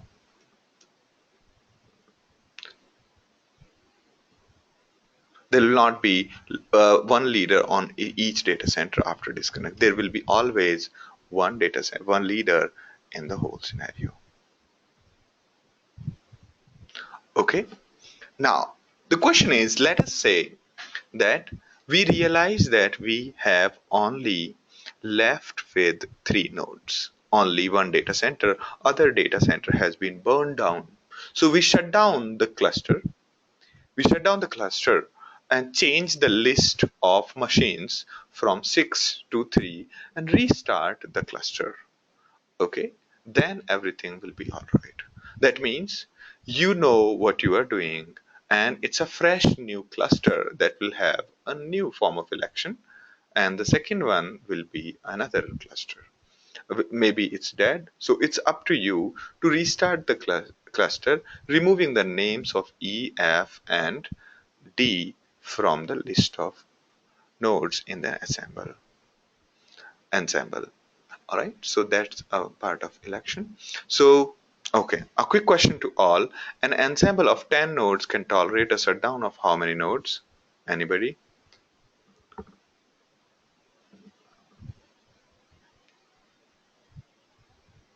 That's correct location, Ella. It will tolerate the shutdown of 4 nodes. Great, great. All right, now moving ahead. Now, the way client talks to the zookeeper is this. So when you started the zookeeper client here, underline underline this, there is an API which is talking to the zookeeper, and this API works on something called sessions. A client, the API is called a client. This client has got list of servers in Ensemble. So it explores every machines and gathers all the servers in the Ensemble, and the client keeps on talking, keeps on trying to connect to Zookeeper, and until the connectivity is successful. And server creates a new session for the client. The session and whenever a session is created, there is a time period of the session. The client, the API under the client keeps on telling the server that, hey, I'm alive, because only then the session remains alive. Okay, it's a standard way of any protocol. And the since session has a time out period, in case the API doesn't send an update, in case the client's API client doesn't inform the server, the session will get terminated. If this okay, and when the session expires or terminates, the ephemeral nodes are lost. To keep sessions alive, client keeps sending pings or heartbeat. Client library takes care of all of this complexity such as heartbeat. Failover is handled by the client. In case you're connected to one of the nodes and that node got disconnected, the underlying client under the API will automatically shift you to another server. So this switching is the duty of the API, but you as a programmer cannot remain agnostic to the changes. The, because the applications cannot remain agnostic to server reconnections because the operations will fail during disconnection. Operations will fail during disconnection. Ashwin's question is, client means H-based servers? Yes. Client means H-based master is a client and H-based region servers are client. Yarn is a client and node managers are a client. Everybody is a client of Zookeeper. In HDFS, primary name node and secondary name node are, as well as the data node, are clients of Zookeeper if HDFS is running in high availability mode. Okay, now this is the way. I'll just go through this example.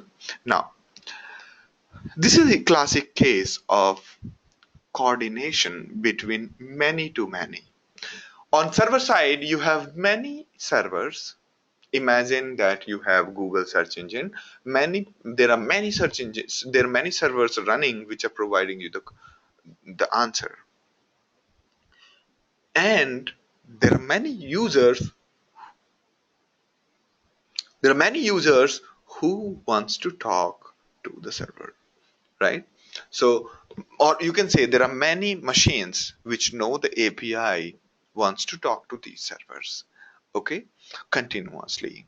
Now, one way is that every machine remembers every server and keeps on talking to every server unless they get a connection, or and keeps a track of which servers are dead, which servers are alive, and so on. So this complexity is too much. Instead, Zookeeper, everybody gives it attendance to Zookeeper, and Zookeeper keep on expiring their attendance. If these servers give their attendance again, only then these servers are counted. That means only the fresh list of servers will be with the Zookeeper, and therefore If you at any point of time, if you ask Zookeeper which servers are available, you will get the list of servers to talk to. So this coordination is very well done by putting Zookeeper in the middle of many servers and many API users. Okay, and so imagine that there is a machine which sent a connect request, and Zookeeper said, "Okay, you are connected." And after that, this machine said, "Create my name called Duck and let it be a formal node." Then afterwards, another machine came in and said, "Create a cow, which is an ephemeral node." At this point of time, if any user comes in and says, "Give me the list of server," it will return cow and a duck created by these two machines.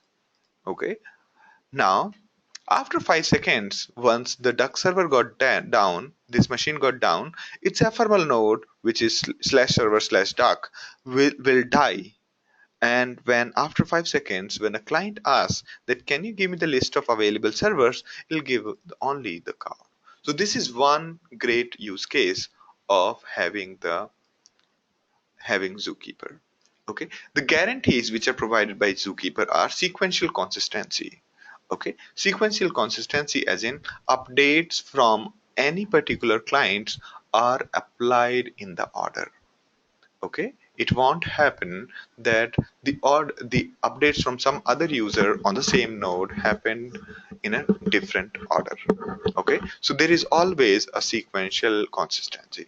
Atomicity, either updates fail or successful, there is no middle way. Single system image, a client will see the same view of the system. The new server will not accept the connection until it has caught up.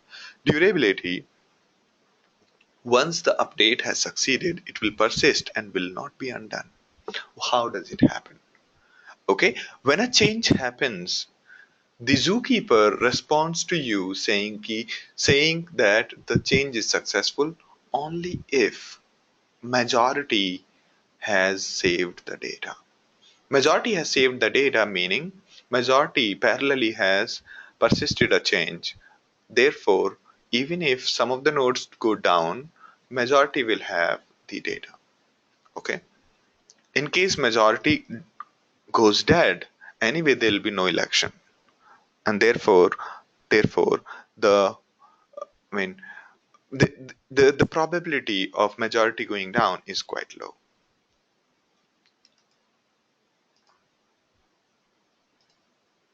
All right.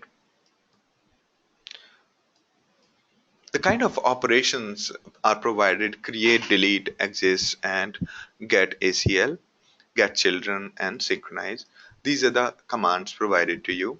Now, if you have many changes to be done in Zookeeper in a single shot, you can use you can use multiple commands in a batch together. Okay, so Zookeeper provides you a way of doing transactions.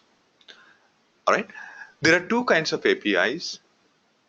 One is synchronous and other is asynchronous. The core APIs are written in Java and C. The contributed ones are in Python, Perl, and Rest, which are nothing but a wrapper. So a synchronous API is something which makes you wait until the work is done. Asynchronous is which says that we will let you know, we will call your function once it is done. So that's asynchronous API. So it provides, Zookeeper is pretty good with providing the APIs to you. And the data model has another idea called Zookeeper. Okay. It has another idea called watches inside Zookeeper. And these watches basically provide you kind of a trigger. Let's say you want to listen to whenever there is a folder change, just like coprocessors, you in HBase. Here you can create watches like whenever a node gets deleted, whenever a node is modified, you can get watches from the Zookeeper.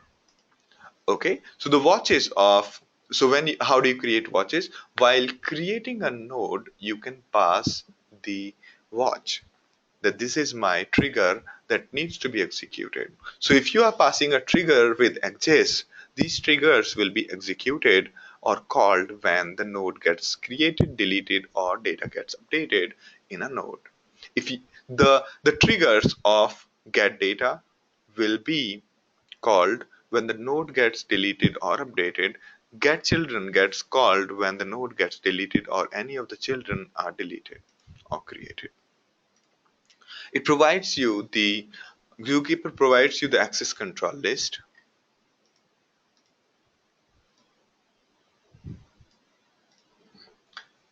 Okay, very good question, Kulbir. So Kulbir's question is, can we use Zookeeper for coordinating resources of any softwares? Yes, you can. Okay. So Zookeeper does not depend on HDFS or any other system. Zookeeper is an independent entity and therefore it can be used even if you don't have a Hadoop cluster.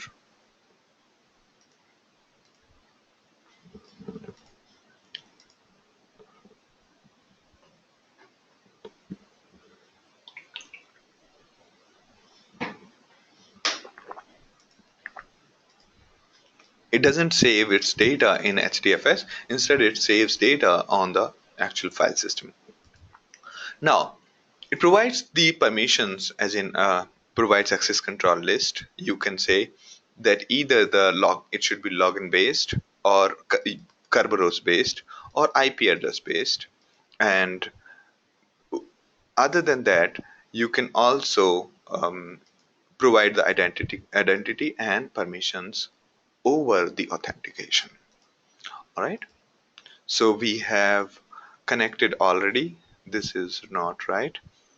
You can open the web console and say c dot, not c, what was that? E, right? E dot cloudxlab. Okay, e dot cloudxlab.com.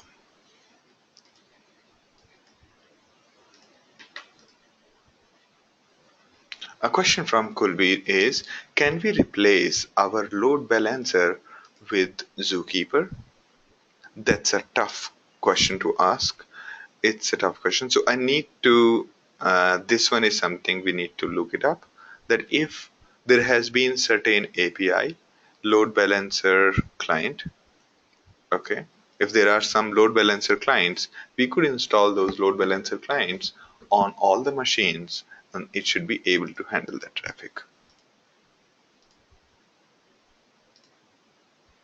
Okay, all right. Just wait for a minute, Zookeeper. Will let me describe more details. I'll answer your question. Okay, all right. So this one we have already tried. You all must try this. This is optional. Use Web Console instead.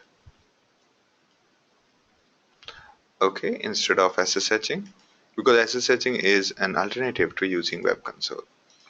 Okay, and all right.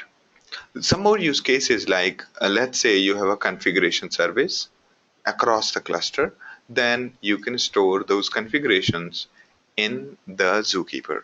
Okay, but keep in mind the configuration should not grow really huge. And distributed log service, this of course we have discussed this in the beginning itself. All right, now you should not be using Zookeeper when you are trying to store big data. Okay, don't try to store huge data in Zookeeper. First, the reason is all the data of Zookeeper is copied to all the nodes. Okay, if you have, let us say, if you have 1 GB data and 100 nodes or say 20 nodes, it will take a storage of 20 GB. Second, all the data 1 GB is going to be loaded in RAM. Therefore, avoid storing humongous data in Zookeeper. Zookeeper is designed for coordination and designed for small data. And their assumption, I mean, why do we say that? Because Zookeeper keeps all of the data on all the nodes, and that too, a copy of it in the memory. All right? Therefore, do not use it to store very huge data. If your data is going in GBs, don't store it in the Zookeeper. Try to store it in a database, and wherever the coordination is required, only those bits of information you can put it in Zookeeper.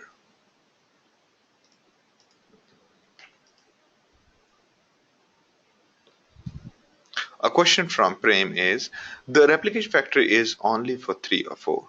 That is in the HDFS. Here the replication factor is 100%. If you have 50 nodes, the replication will be 50.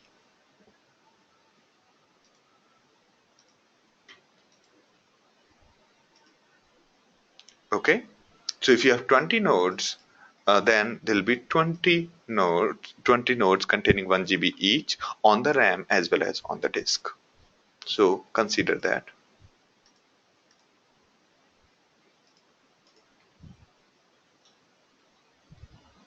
A question from Ashwin. If Zookeeper copies all the data in all the nodes, it will cause network load. Yes.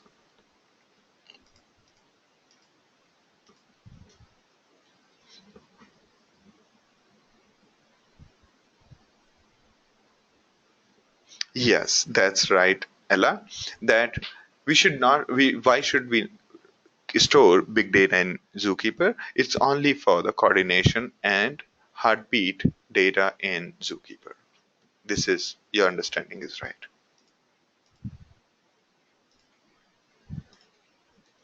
A question from Ella. Is leader always on the persistent node? There is no such thing called persistent node. So leader can be anywhere. Can be anywhere. Anybody can become a leader. Okay? Anybody can be the leader, and whosoever becomes leader,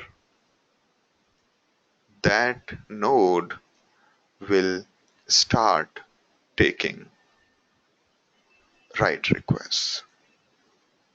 Okay, I think this is what you meant. Is leader always? You can in the reverse. You can say that persistence always happens on the leader.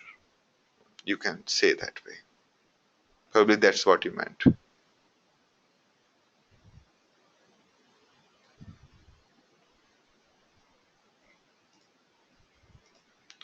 Question from Ashwin. Then this is a problem.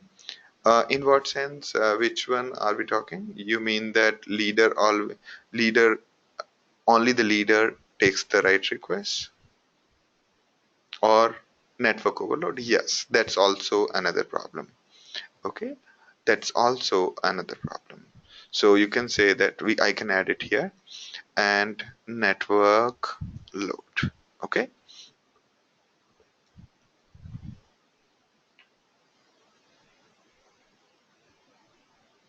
but since write requests are,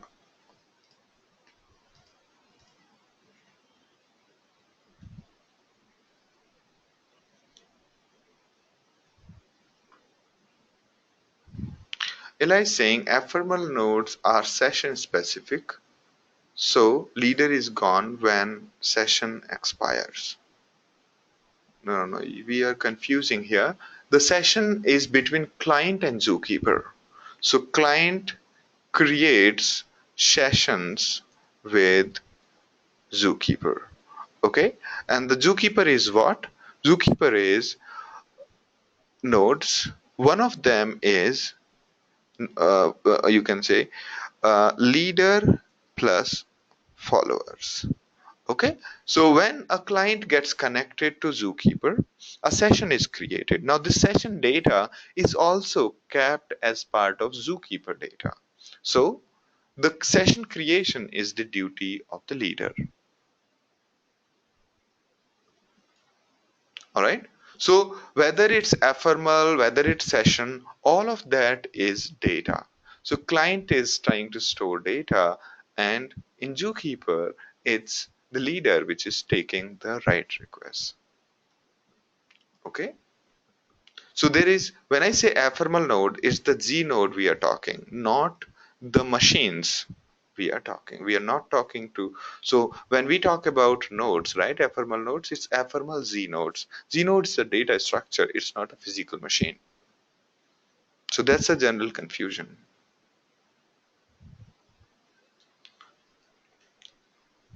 A question from Ashwin, if huge write requests are given to one leader, okay, one leader node, then what will happen? Will it handle in the queue manner, or will it give write permission to another node? No, it'll happen in queue manner. It'll queue all the requests and make that happen. The standard transaction way. It'll not give the request to any other node. Another question from that was okay. That was not that was from Ashwin. Very good question, Ashwin. And next question was from Kulbir. If we are creating analytics report, if we are creating analytics report, then do we need to connect to Zookeeper? Okay, okay. Let me try to understand. Let us say there are many servers which can prepare report. Okay, let's say there are 5 servers which can prepare reports. Okay. Now, the only use case I see of Zookeeper in such case is if you have many servers who can prepare reports and which one to use at that point of time, then the selection of the report servers could be done through Zookeeper, because some of the servers could be down, some could be up, and so on. All right. So Ella is saying that I'm referring to slide number 18. This one.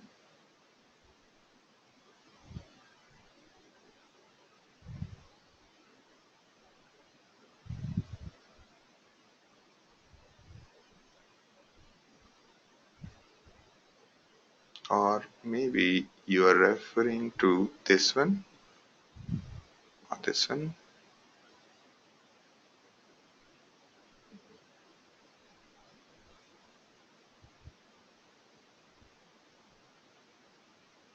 Okay, so this one.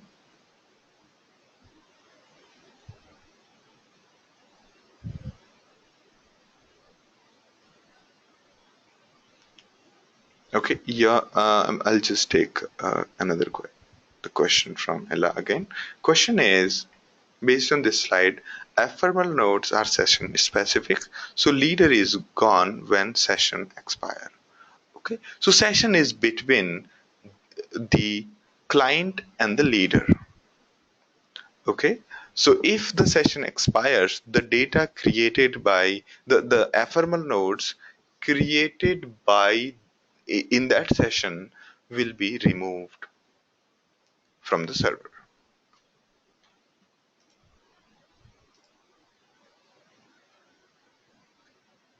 Okay. All right. Could you reframe the question? Ephemeral nodes are session specific. That's right. So leader is gone when session expires. Why would leader be gone if the session expires? If session expires, it's only the ephemeral nodes. Ephemeral node is a data structure. It's not a physical machine. Ephemeral means ephemeral node is a data structure inside the Zookeeper.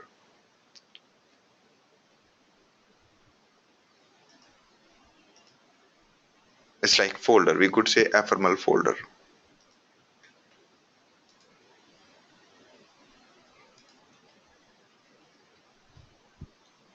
Yes, that's right, Aswin. Children in Z nodes are like folder within a folder.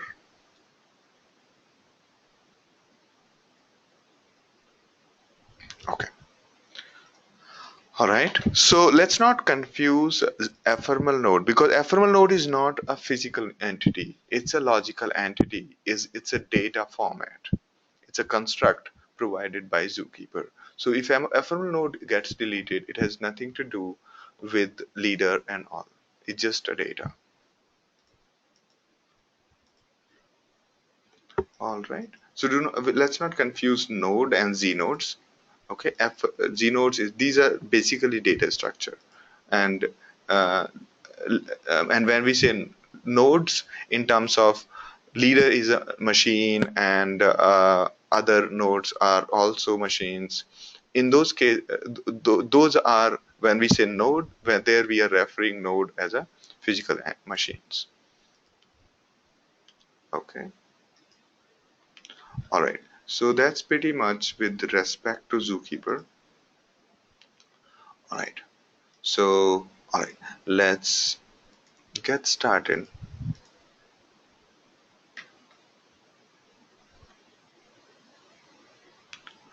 A question from Ashwin.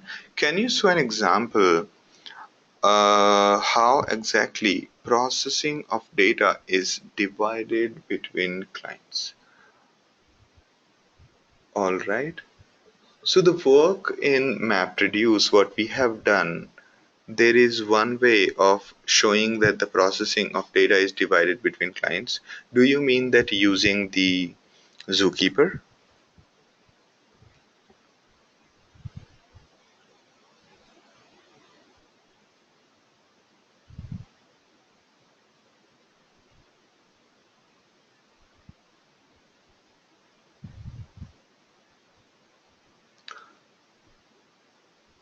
All right.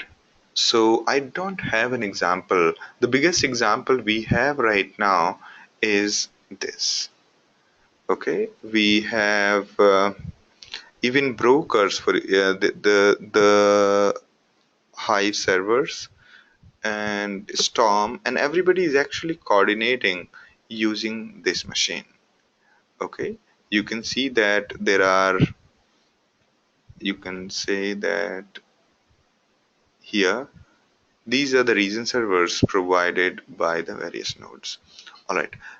So I don't have an example other than showing you the region servers. If we bring up these region server again, it will again start showing here, and the master will start delegating the work to the region servers. Okay.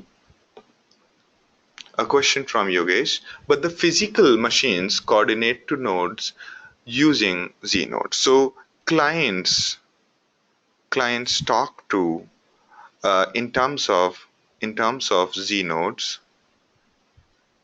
to the zookeeper. Okay, zookeeper contains nodes which are either leader plus node as in machines, and the you can say followers. All right, or you can say nodes, or you can say ensemble.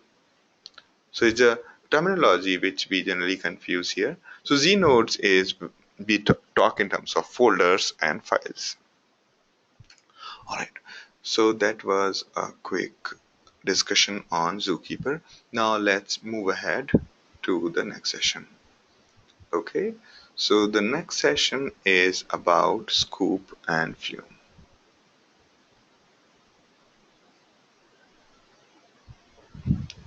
All right. Aswin's question is: it is better to have example like MapReduce. You have some.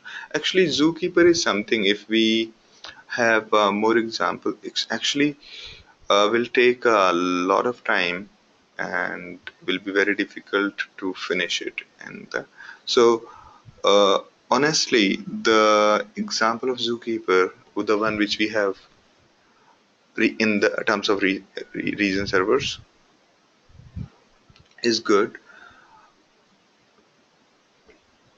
All right, but let me try to have some example. Maybe some Java code, some Java projects where we have some servers and so on. Okay, let me see if I can build something.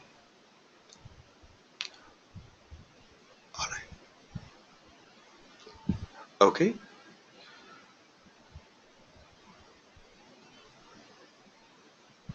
good. Now let's try to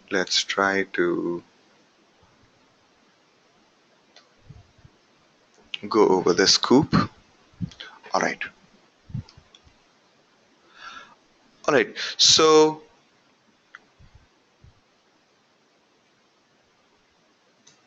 any more questions?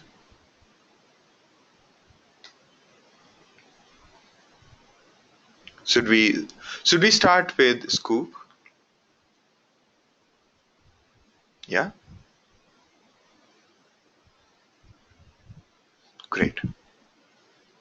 All right. So far we have talked about really big tools. Scoop is a very small tool for input. It's an open source tool which extracts data from structured data source like a database into Hadoop for further processing. And once we are done, we can also move data to SQL from Hadoop, such Hadoop data sources, maybe HBase or HDFS. Okay, so any database can be connected via Scoop. If there is a new kind of a database which for which connector does not exist, you can extend the connectors. All right. This is how the Scoop looks like. I'll just take the terminal out so that I can navigate quickly between the terminal. And all right, let me also increase the font size and exit from here.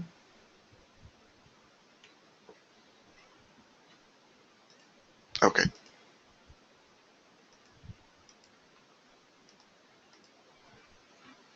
All right. So scoop is a very small command to import data from a database and export data to a database. Okay. So from the SQL you could import the data to HBase or HDFS. We will show you one example of each. All right. So a quick hello to Scoop. If you say help, it should show you the list of commands that could run via Scoop. All right. You can see that. So these are the commands provided by Scoop. One is create Hive table, export, import, and so on. Okay. Now, why we are discussing here? Because this class is supposed to be on distributed computing. So Scoop is a distributed tool because it calls MapReduce for everything. So Scoop provides connectors. It's a modular component using which for a new class of database you can connect quickly. Although for every database for which you have JDBC connector, you can connect. All right, let's try to do it in a very simple fashion. Let's say we have, let's, first of all, we will try to do few things. One, try to bring data from MySQL into HDFS. Okay, so this is what we are going to do first because we will keep it a little more hands-on. So from MySQL, we are going to bring data. So let's create some sample data.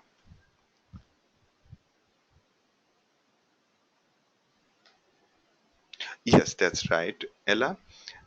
That's right. The data is done via MR. Okay. So every map task, there is no reduce, only map task, and every map task is going to make connections to the MySQL, and from there, going to pull the data and push the data into HDFS. If there are many, so since there are no reducers, mappers are going to decide what kind of files are created in HDFS. If there are many mappers talking to the database, there will be many files. Okay, so you had it right. All right, so let's try to create some sample data in MySQL. And how do you connect to MySQL? This way. So what I'm going to do is I'm going to have 2-3 console open, 2-3 consoles open, and this is one console, this is another console, and I'm going to log in into these two consoles simultaneously. All right. So here I'm going to open MySQL, and these are the MySQL credentials. And all right, this is MySQL credential. We can copy it to, we can say MySQL -h. This is the node, and user is scoop user. We can say -p, and then we can copy the password. Good. Okay, so here show database. So right now we are in MySQL. We are trying to create a database. So we have use scoopax. We are going to use this table, this database from this table. So we already have a table called, these are the tables available right now, and we're going to use widgets table. Select star from widgets. See that? This is the data stored in the widgets. So let's try to import this data into our MySQL, okay, our HDFS. So in case you are creating a fresh database like here, make sure that all the nodes have permission to access this database. And this is the biggest mistake which we all make. We assume that from the machine which we are launching Scoop, if we can access MySQL, the job is done. No. All the machine which are part of Hadoop, on which there is a node manager running, on which there will be a map task run in, because map task can run on any machines, because there is no data locality concept here, because we are not operating on HDFS. Therefore, randomly whichever nodes are free in the cluster will be used to connect to MySQL and pull the data from there. Therefore, make sure that all the machines which are part of Hadoop MapReduce should be able to connect to this database. And that's why, if you notice, I have given permission to these nodes. Ideally, I'll just change it. I will just change it to nobigdata.com, cloudxlab.com, because earlier our machines were called nobigdata because we were not a separate entity that time. Now cloudxlab is a separate entity. All right, and uh, B B, and this is what? This is C, I think. C, C, and D. Okay, so no worries. We can do that because we are not going to do.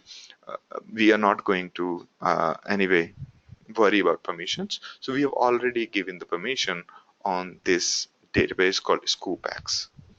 All right, so here you can create another table if you want, and then we can try to import that data. But right now, the table which we are going to import, widgets, is the one which is available in MySQL. But remember, this is a very important part to make sure whatever data you are trying to import, you should be able to connect to that database and see that data from all the nodes in your Hadoop cluster. Otherwise, some of the tasks will keep failing and you will not be able to figure out what's happening on the servers. Okay? So this is a very important aspect. Okay, here we are going to use this one. All right. Now, we have already created this data into our MySQL. Now, the next is that import this data from SQL to our machine. Okay, let's change this command. Let's change this command a little bit. So we are going to say, what's the IP address? We are going to say the IP address. What was the IP address? This was the IP address.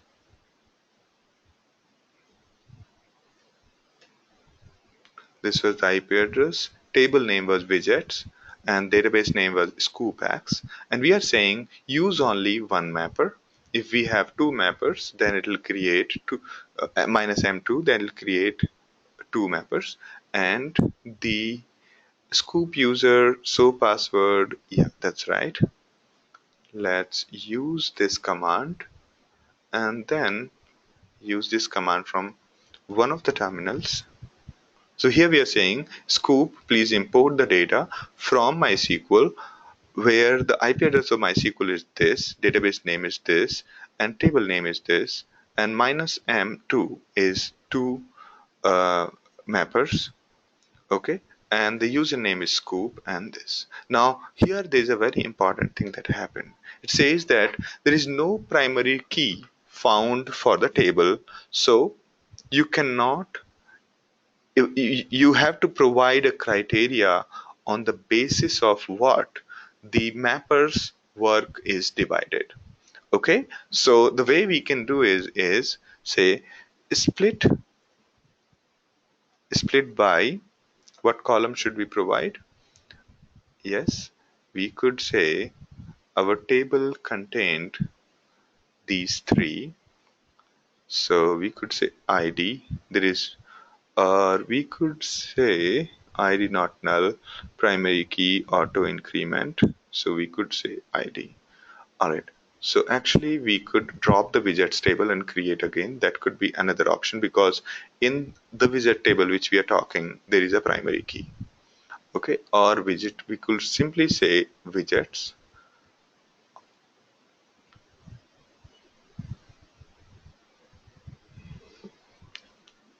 So we have provided the criteria on the basis of which it'll be creating the file. Now it says that this file already exists. So let's drop that from our HDFS. We'll say fs minus r rmr because it might be a directory in our HDFS. Is deleted now. We can say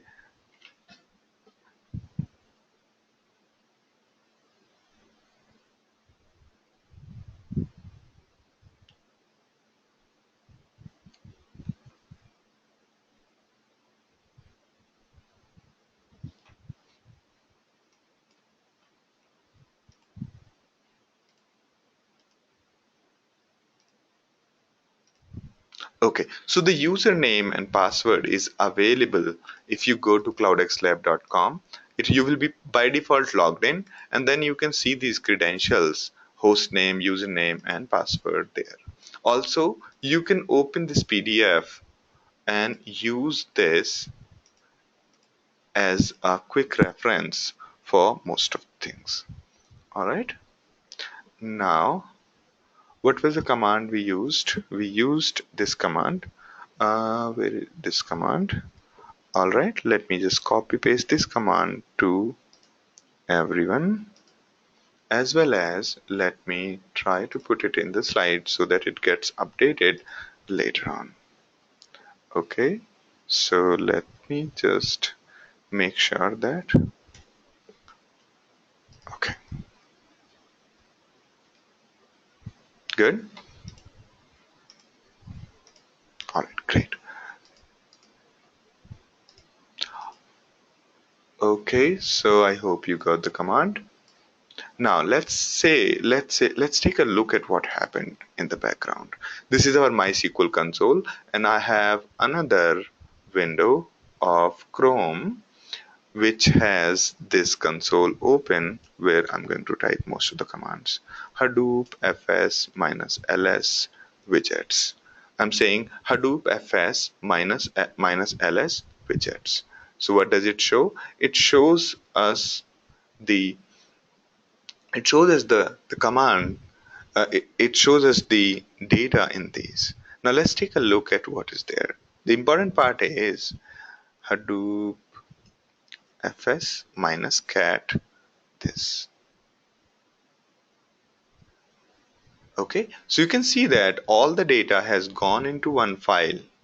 Although there were two reducers and two files were created, nothing went to another file.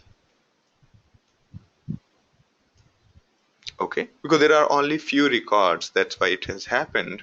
And if we had more records, the division could have been more meaningful. All right, division could have been more meaningful. All right. So I have whatever command I'm typing, I'm trying to pass it on to you. Okay, and this session is getting recorded, so you can take a look at these commands again, and also these same commands are available in the slides. Also, at this point of time, after we have run this command called scoop import connect to this JDBC, table is this, username is this. So this command I have anyway copy pasted. Now after you have run this, you will notice widgets.java in your local folder. This widgets.java is a very important file. This contains the data model to import data programmatically. Okay, so you can use widgets.data in your program if you have to frequently bring the data from outside to inside. Okay, so this widget.data is Java is quite useful and thoughtful thing done by Scoop. All right, it's a good data model.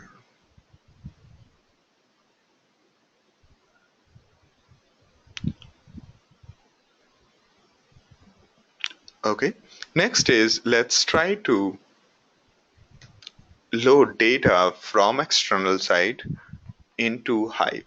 There are two ways. One, in many steps, and you know this already, that you could create a table in Hive and then load data from a particular folder into Hive, right? So to create a Hive table, instead of executing and writing your own steps, you could use Scoop's Scoop's create Hive table command. So using Scoop's create Hive table command, you could create the table in Hive automatically from Scoop using Scoop. So I'll show you this. So if we say Scoop create Hive table and the table name is widgets and fields are terminated by comma, username is this and password is this. So what happens in that case? I'll also try to change this IP address to something which is okay to use. Where is that IP address? All right, wait, yeah. Okay, so this is the command I'm using. I'm also pasting it to the chat window so that all of you can also try using the same thing. So here I'm saying scoop, create Hive table, connect to the Hive and connect to the MySQL and bring the information about widgets, which is where the fields are comma separated. What does it say? It says driver has not received any packets from server. Looks like we are not able to talk to the MySQL. Okay, okay? I got it. The name or the IP address is wrong, so I'll have to put a slash here. Good. Also, let me correct the slide. Put a slash in this. I pasted wrong, so I'm pasting it again in the text window.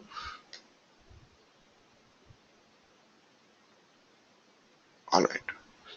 So Ila, you can try the same thing in your time. Okay, this will be available as part of video. Okay, and all right. So here I'm trying to show that you can create a Hive table using this way. So now if I launch Hive here, a table should be created with the name called widgets. If it's not, or if it already has data, we will drop that table and then create again. Okay. So by default, it creates everything in the default database. I'm using show tables command in Hive. Remember, we are in Hive, not in SQL.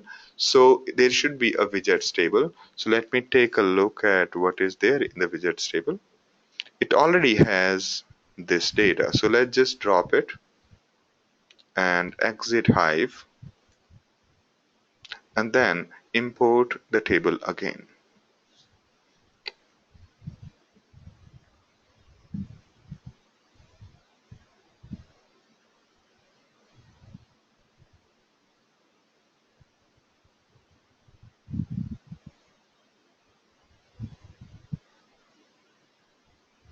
Okay, so we are able to create it using Scoop.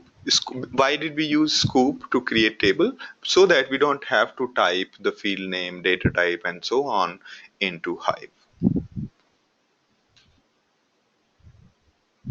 Now, let's say select star from widgets, the table which we have recently created. Now there is nothing in this. So at this point of time, we could use load command to load the widgets file, which we copied earlier in the first step, widgets folder. We can use load data in path widgets into table called widgets.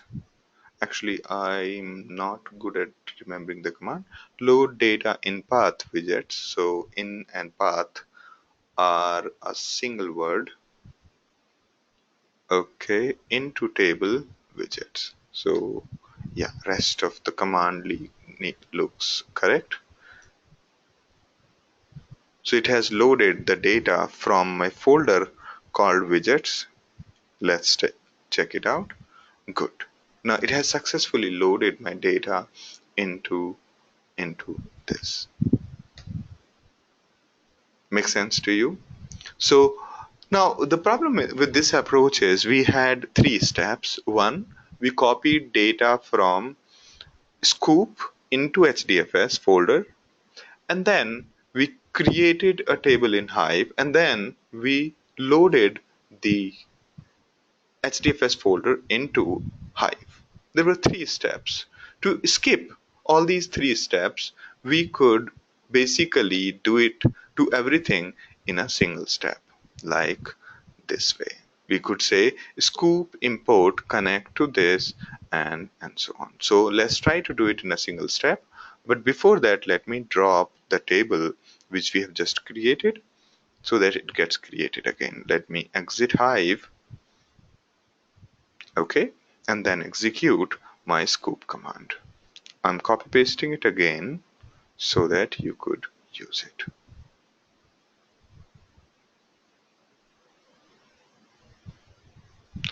All right, what does it say? It says that the file, the folder already is existing in the HDFS. So I'll say Hadoop fs minus rmr widgets.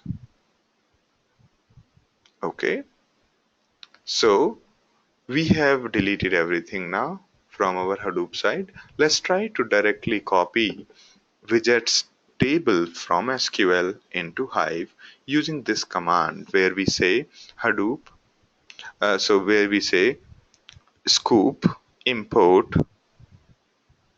this particular database is this particular table into Hive by saying Hive import here, and then username and so on. Although we ideally we should be putting Hive import in the beginning just to stay consistent. Ideally we should be saying scoop Hive import and so on. Now it has looks like it's doing something. It's saying importing directly. Let us try to see in Hive if it has imported correctly or not.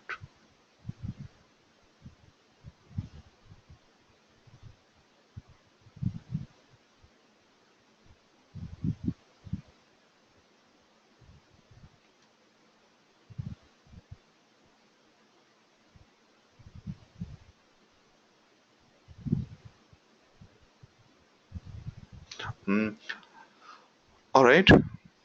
So, okay. So, Ila, I mean, it'll be difficult for me to wait for everyone to finish it. So, I'm going ahead, and you can try it in your free time. And whenever, if you have faced any problem, just drop me an email, and I'll respond to it. Okay. So, no worries on that part. And so here, let me show you.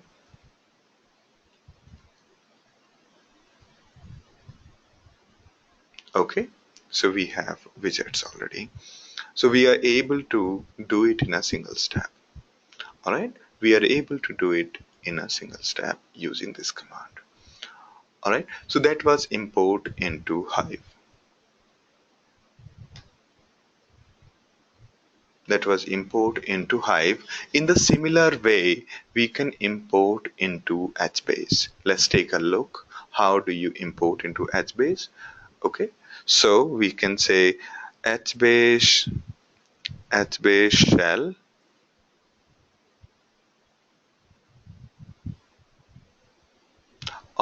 Actually, I no longer need this MySQL, so I can say HBase shell here, or say, um, okay, so here is my HBase shell, and here if I say list and dot star widgets dot star, so we have widgets table here, and then we can say widgets.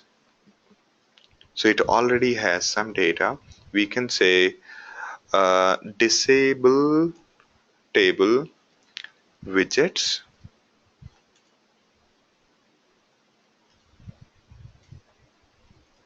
disable widgets.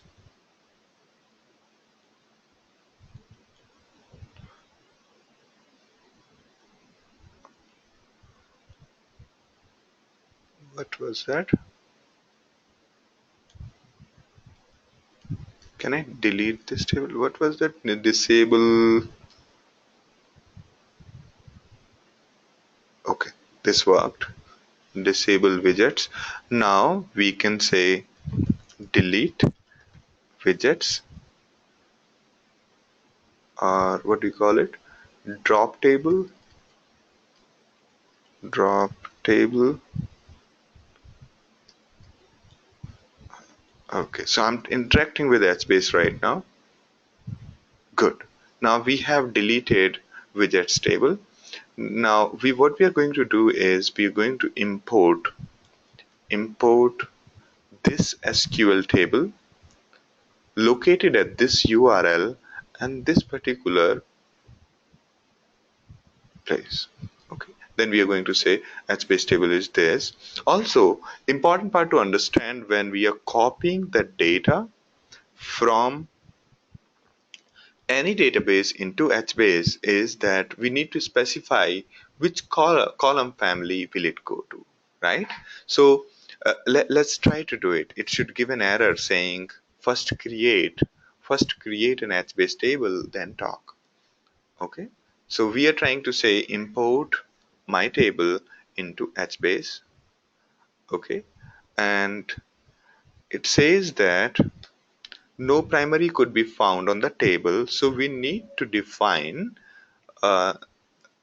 define either mapper 1 or okay.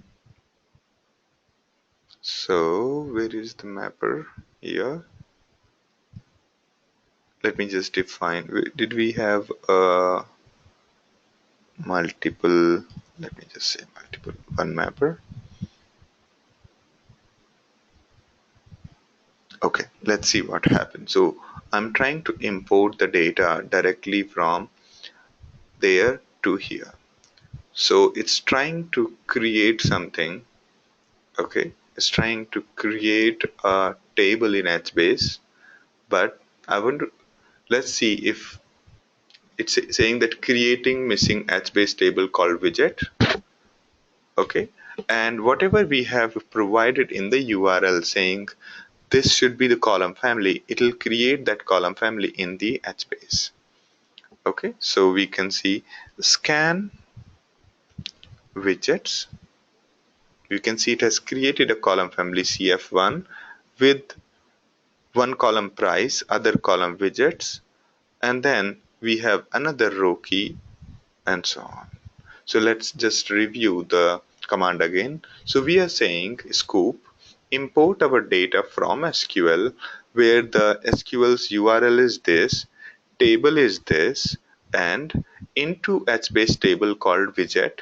If this table does not exist, scoop will try to create this table. And if this column family does not exist in HBase, we'll try to create this column family. And then user name is this, scoop is this, sorry, username and password of SQL are these. And then here is the main command. Here we are saying HBase create table. Okay, so and the columns which we are going to copy into this column family are these three. Also, we are saying that while creating a table, because HBase demands that there has to be a row key. So HBase demands that there has to be a row key and there has to be a column family. So we are saying that all these columns from my source table should be copied to this table with this row ID and this column family. Suppose we had one more column family and we want to import some data, some columns, say design version and design comments into second column family, we can execute the same command. It will update those rows where the row key is matching, not from here, from the console. Okay.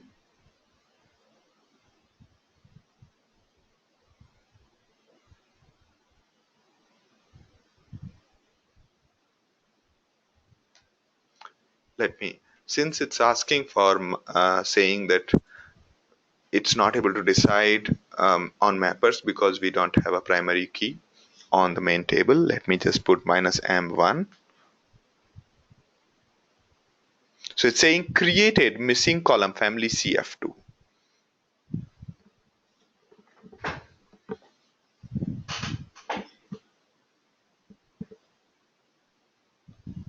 So for creating the column family, it disables it and then enables it after creating. Now you can see that everything is again MapReduce. Now let's take a look at the scan. Now you can see that it has added column family 2 with those same row ID but different column families. All right. So I'm going to update my queries here by saying -1. You could drop that table and create one, or you could create your own fresh table in MySQL and test the data on that.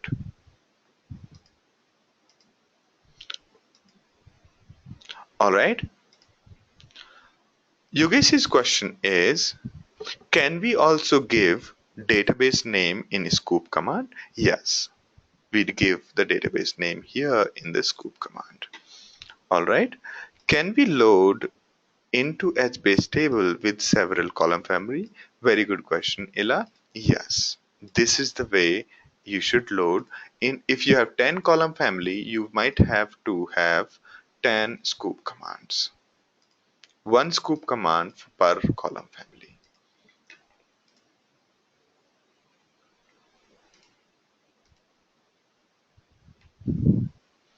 Yogesh's question is, can we have Hive database name in the scoop command?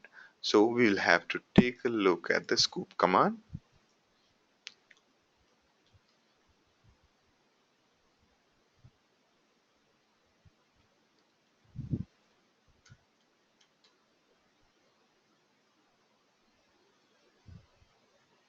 Okay, so we can say help create Hive table.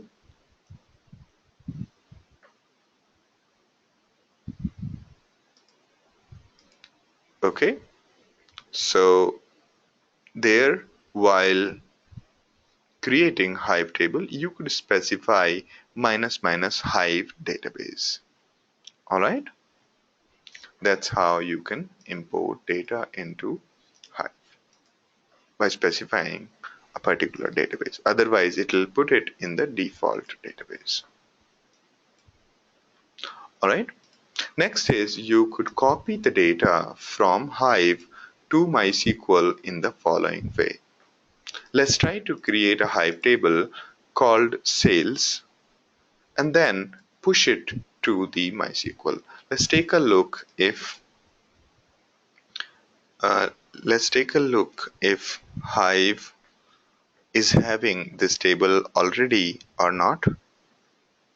So we're going to, so we did first copy the data from Scoop into HDFS, then Scoop into Hive via HDFS, sorry, MySQL to HDFS, that was our first attempt.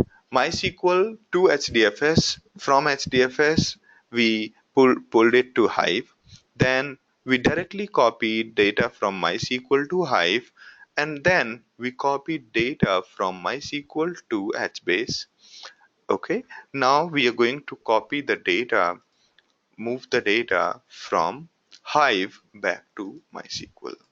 Okay, so that's what. Let's just check if we have select star from sales. If we have a table called sales. Good. We have a table called sales. We can copy this table into, wow, this is huge table. So we could say describe sales. Okay, we have widget ID, quantity, and so on. So, all right, looks like show table. Looks like this is different one. So we have widget ID, quantity, street, and so on. Never mind. So we have some data in this form. So we don't have to load it. It's already loaded. Now let's create a parallel MySQL table called sales. Do we have that? Okay, so I'm going to check in the MySQL.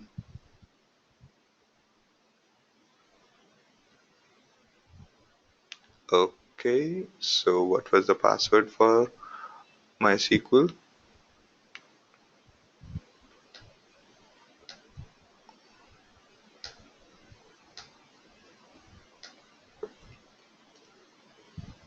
All right, so here we say use scoop X and show tables.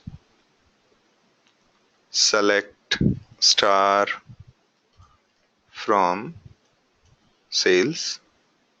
Already some data is there. So I will say delete star from sales.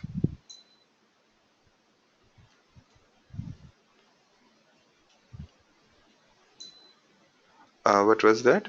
How do you delete records from a table using SQL? I think we said delete from sales. Good. Select star from sales. Okay, now we don't have any records.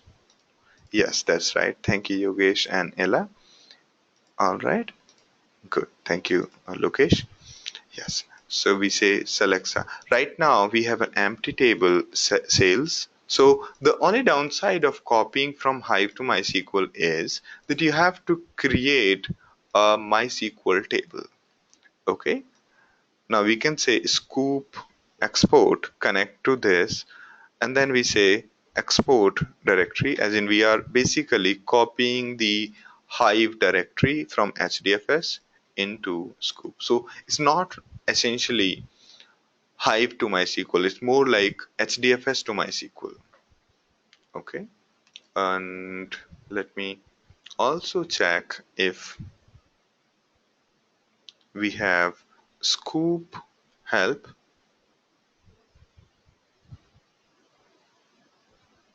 So we have export, scoop help export.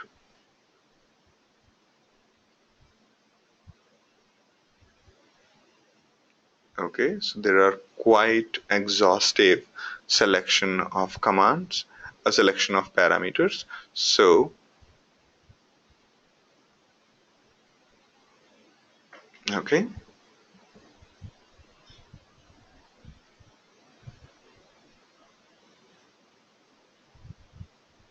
can see that.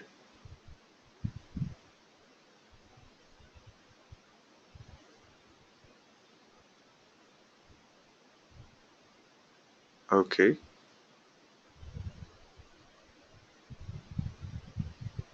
so it basically copies the data from Hive. I think you could use this catalog in case you are trying to copy data from Hive. Right now we are basically copying. Okay,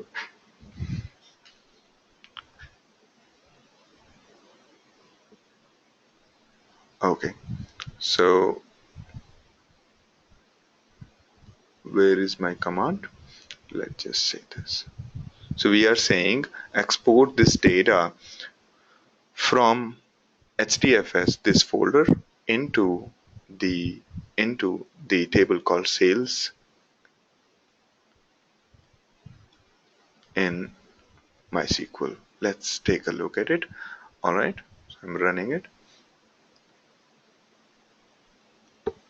So this basically is taking the data from the folder which we have specified, apps, hives, warehouse, sales, and then inside that is the files of the sales folder. So it says, let's say, what does it say? Okay, it's not able to run few things.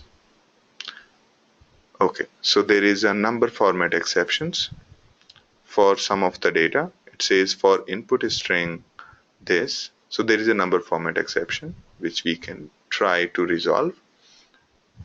And we might have to delete this sales table, or we could create our own sales table. All right.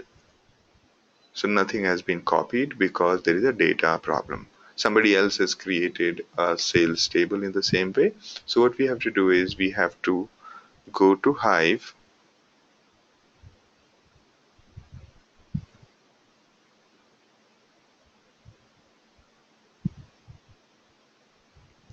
We have to go to Hive, create fresh table so that it is the same data type. Actually, somebody else has created this one. So we are going to use this sales.log and create another fresh sample. All right, it's good in a way. Okay, so this is my Hive, and let me just check if there is a sales log. Yes. What does it have? Does it have my data? Yes, it does have my data. And I'm inside Hive right now. This file is already created. We are at this point. Now, let's create a fresh Hive table, and I'm going to use my SG this time. Okay, good. Now this table has been created in the SG. I'm going to say load from this into sales. Okay, this is happening in my own folder, own database in Hive called SG. Good. So now we have sales table. Select star from sales. Good. Yes. Now let's try to modify these commands a little bit. This folder will be different. Okay. So there is a table called sales in MySQL which is empty. Now let's try to run this command in a little modified manner. What is this folder now? Let's take a look. It should be sgdb. Okay, here we go. So let me exit Hive. Now I'm on the console and I say Hadoop fs minus ls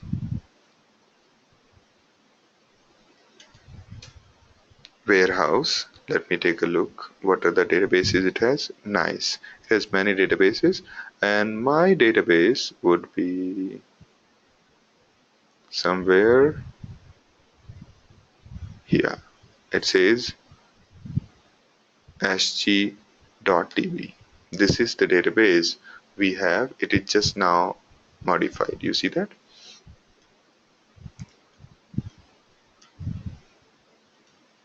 We say sg.db. This is the folder in HDFS where Hive has created the files. Okay, and what is the file we are interested in? We are interested in a folder called sales, which contains the files. Okay, so here you can see that sales.log is there. All right, so we can say in our query, this. Okay, so now let's try to run our scoop command again with the new folder name. Okay, so while on one end Hadoop is trying to update, we will keep on checking this. Is it running? Looks like it's running MapReduce. Okay, good. So it has copied the data from Hive. Looks good to you? All right. So we have been able to copy the data from the Hive's HDFS folder into MySQL. All right. So this is one way. All right. So let's discuss Flume onwards tomorrow, or should we discuss today? It's a very important aspect. I know that I have to overflow a little bit, but since my next batch has to start and I don't want to hurry up things, therefore I have taken the extra time. All right. Let's see you next week. Please try to finish the exercise. There is one exercise in Hive and which is there in No Big Data. The exercise is about how would you construct H-base table using for a particular problem of emails. Okay, please finish that part, and also whatever commands we have used in Zookeeper, please use all of those. Try to create ephemeral nodes, persisted node, and try to create sequential node and understand how the sequential are getting created, whether ephemeral node disappear or not. So try to understand that. And that's a kind of hands-on you should finish by next week, as well as all the quizzes about Hive and HBase. Please finish those. Those are available in the LMS. All right. Thank you very much. and see you next week. Bye bye. Have a great day.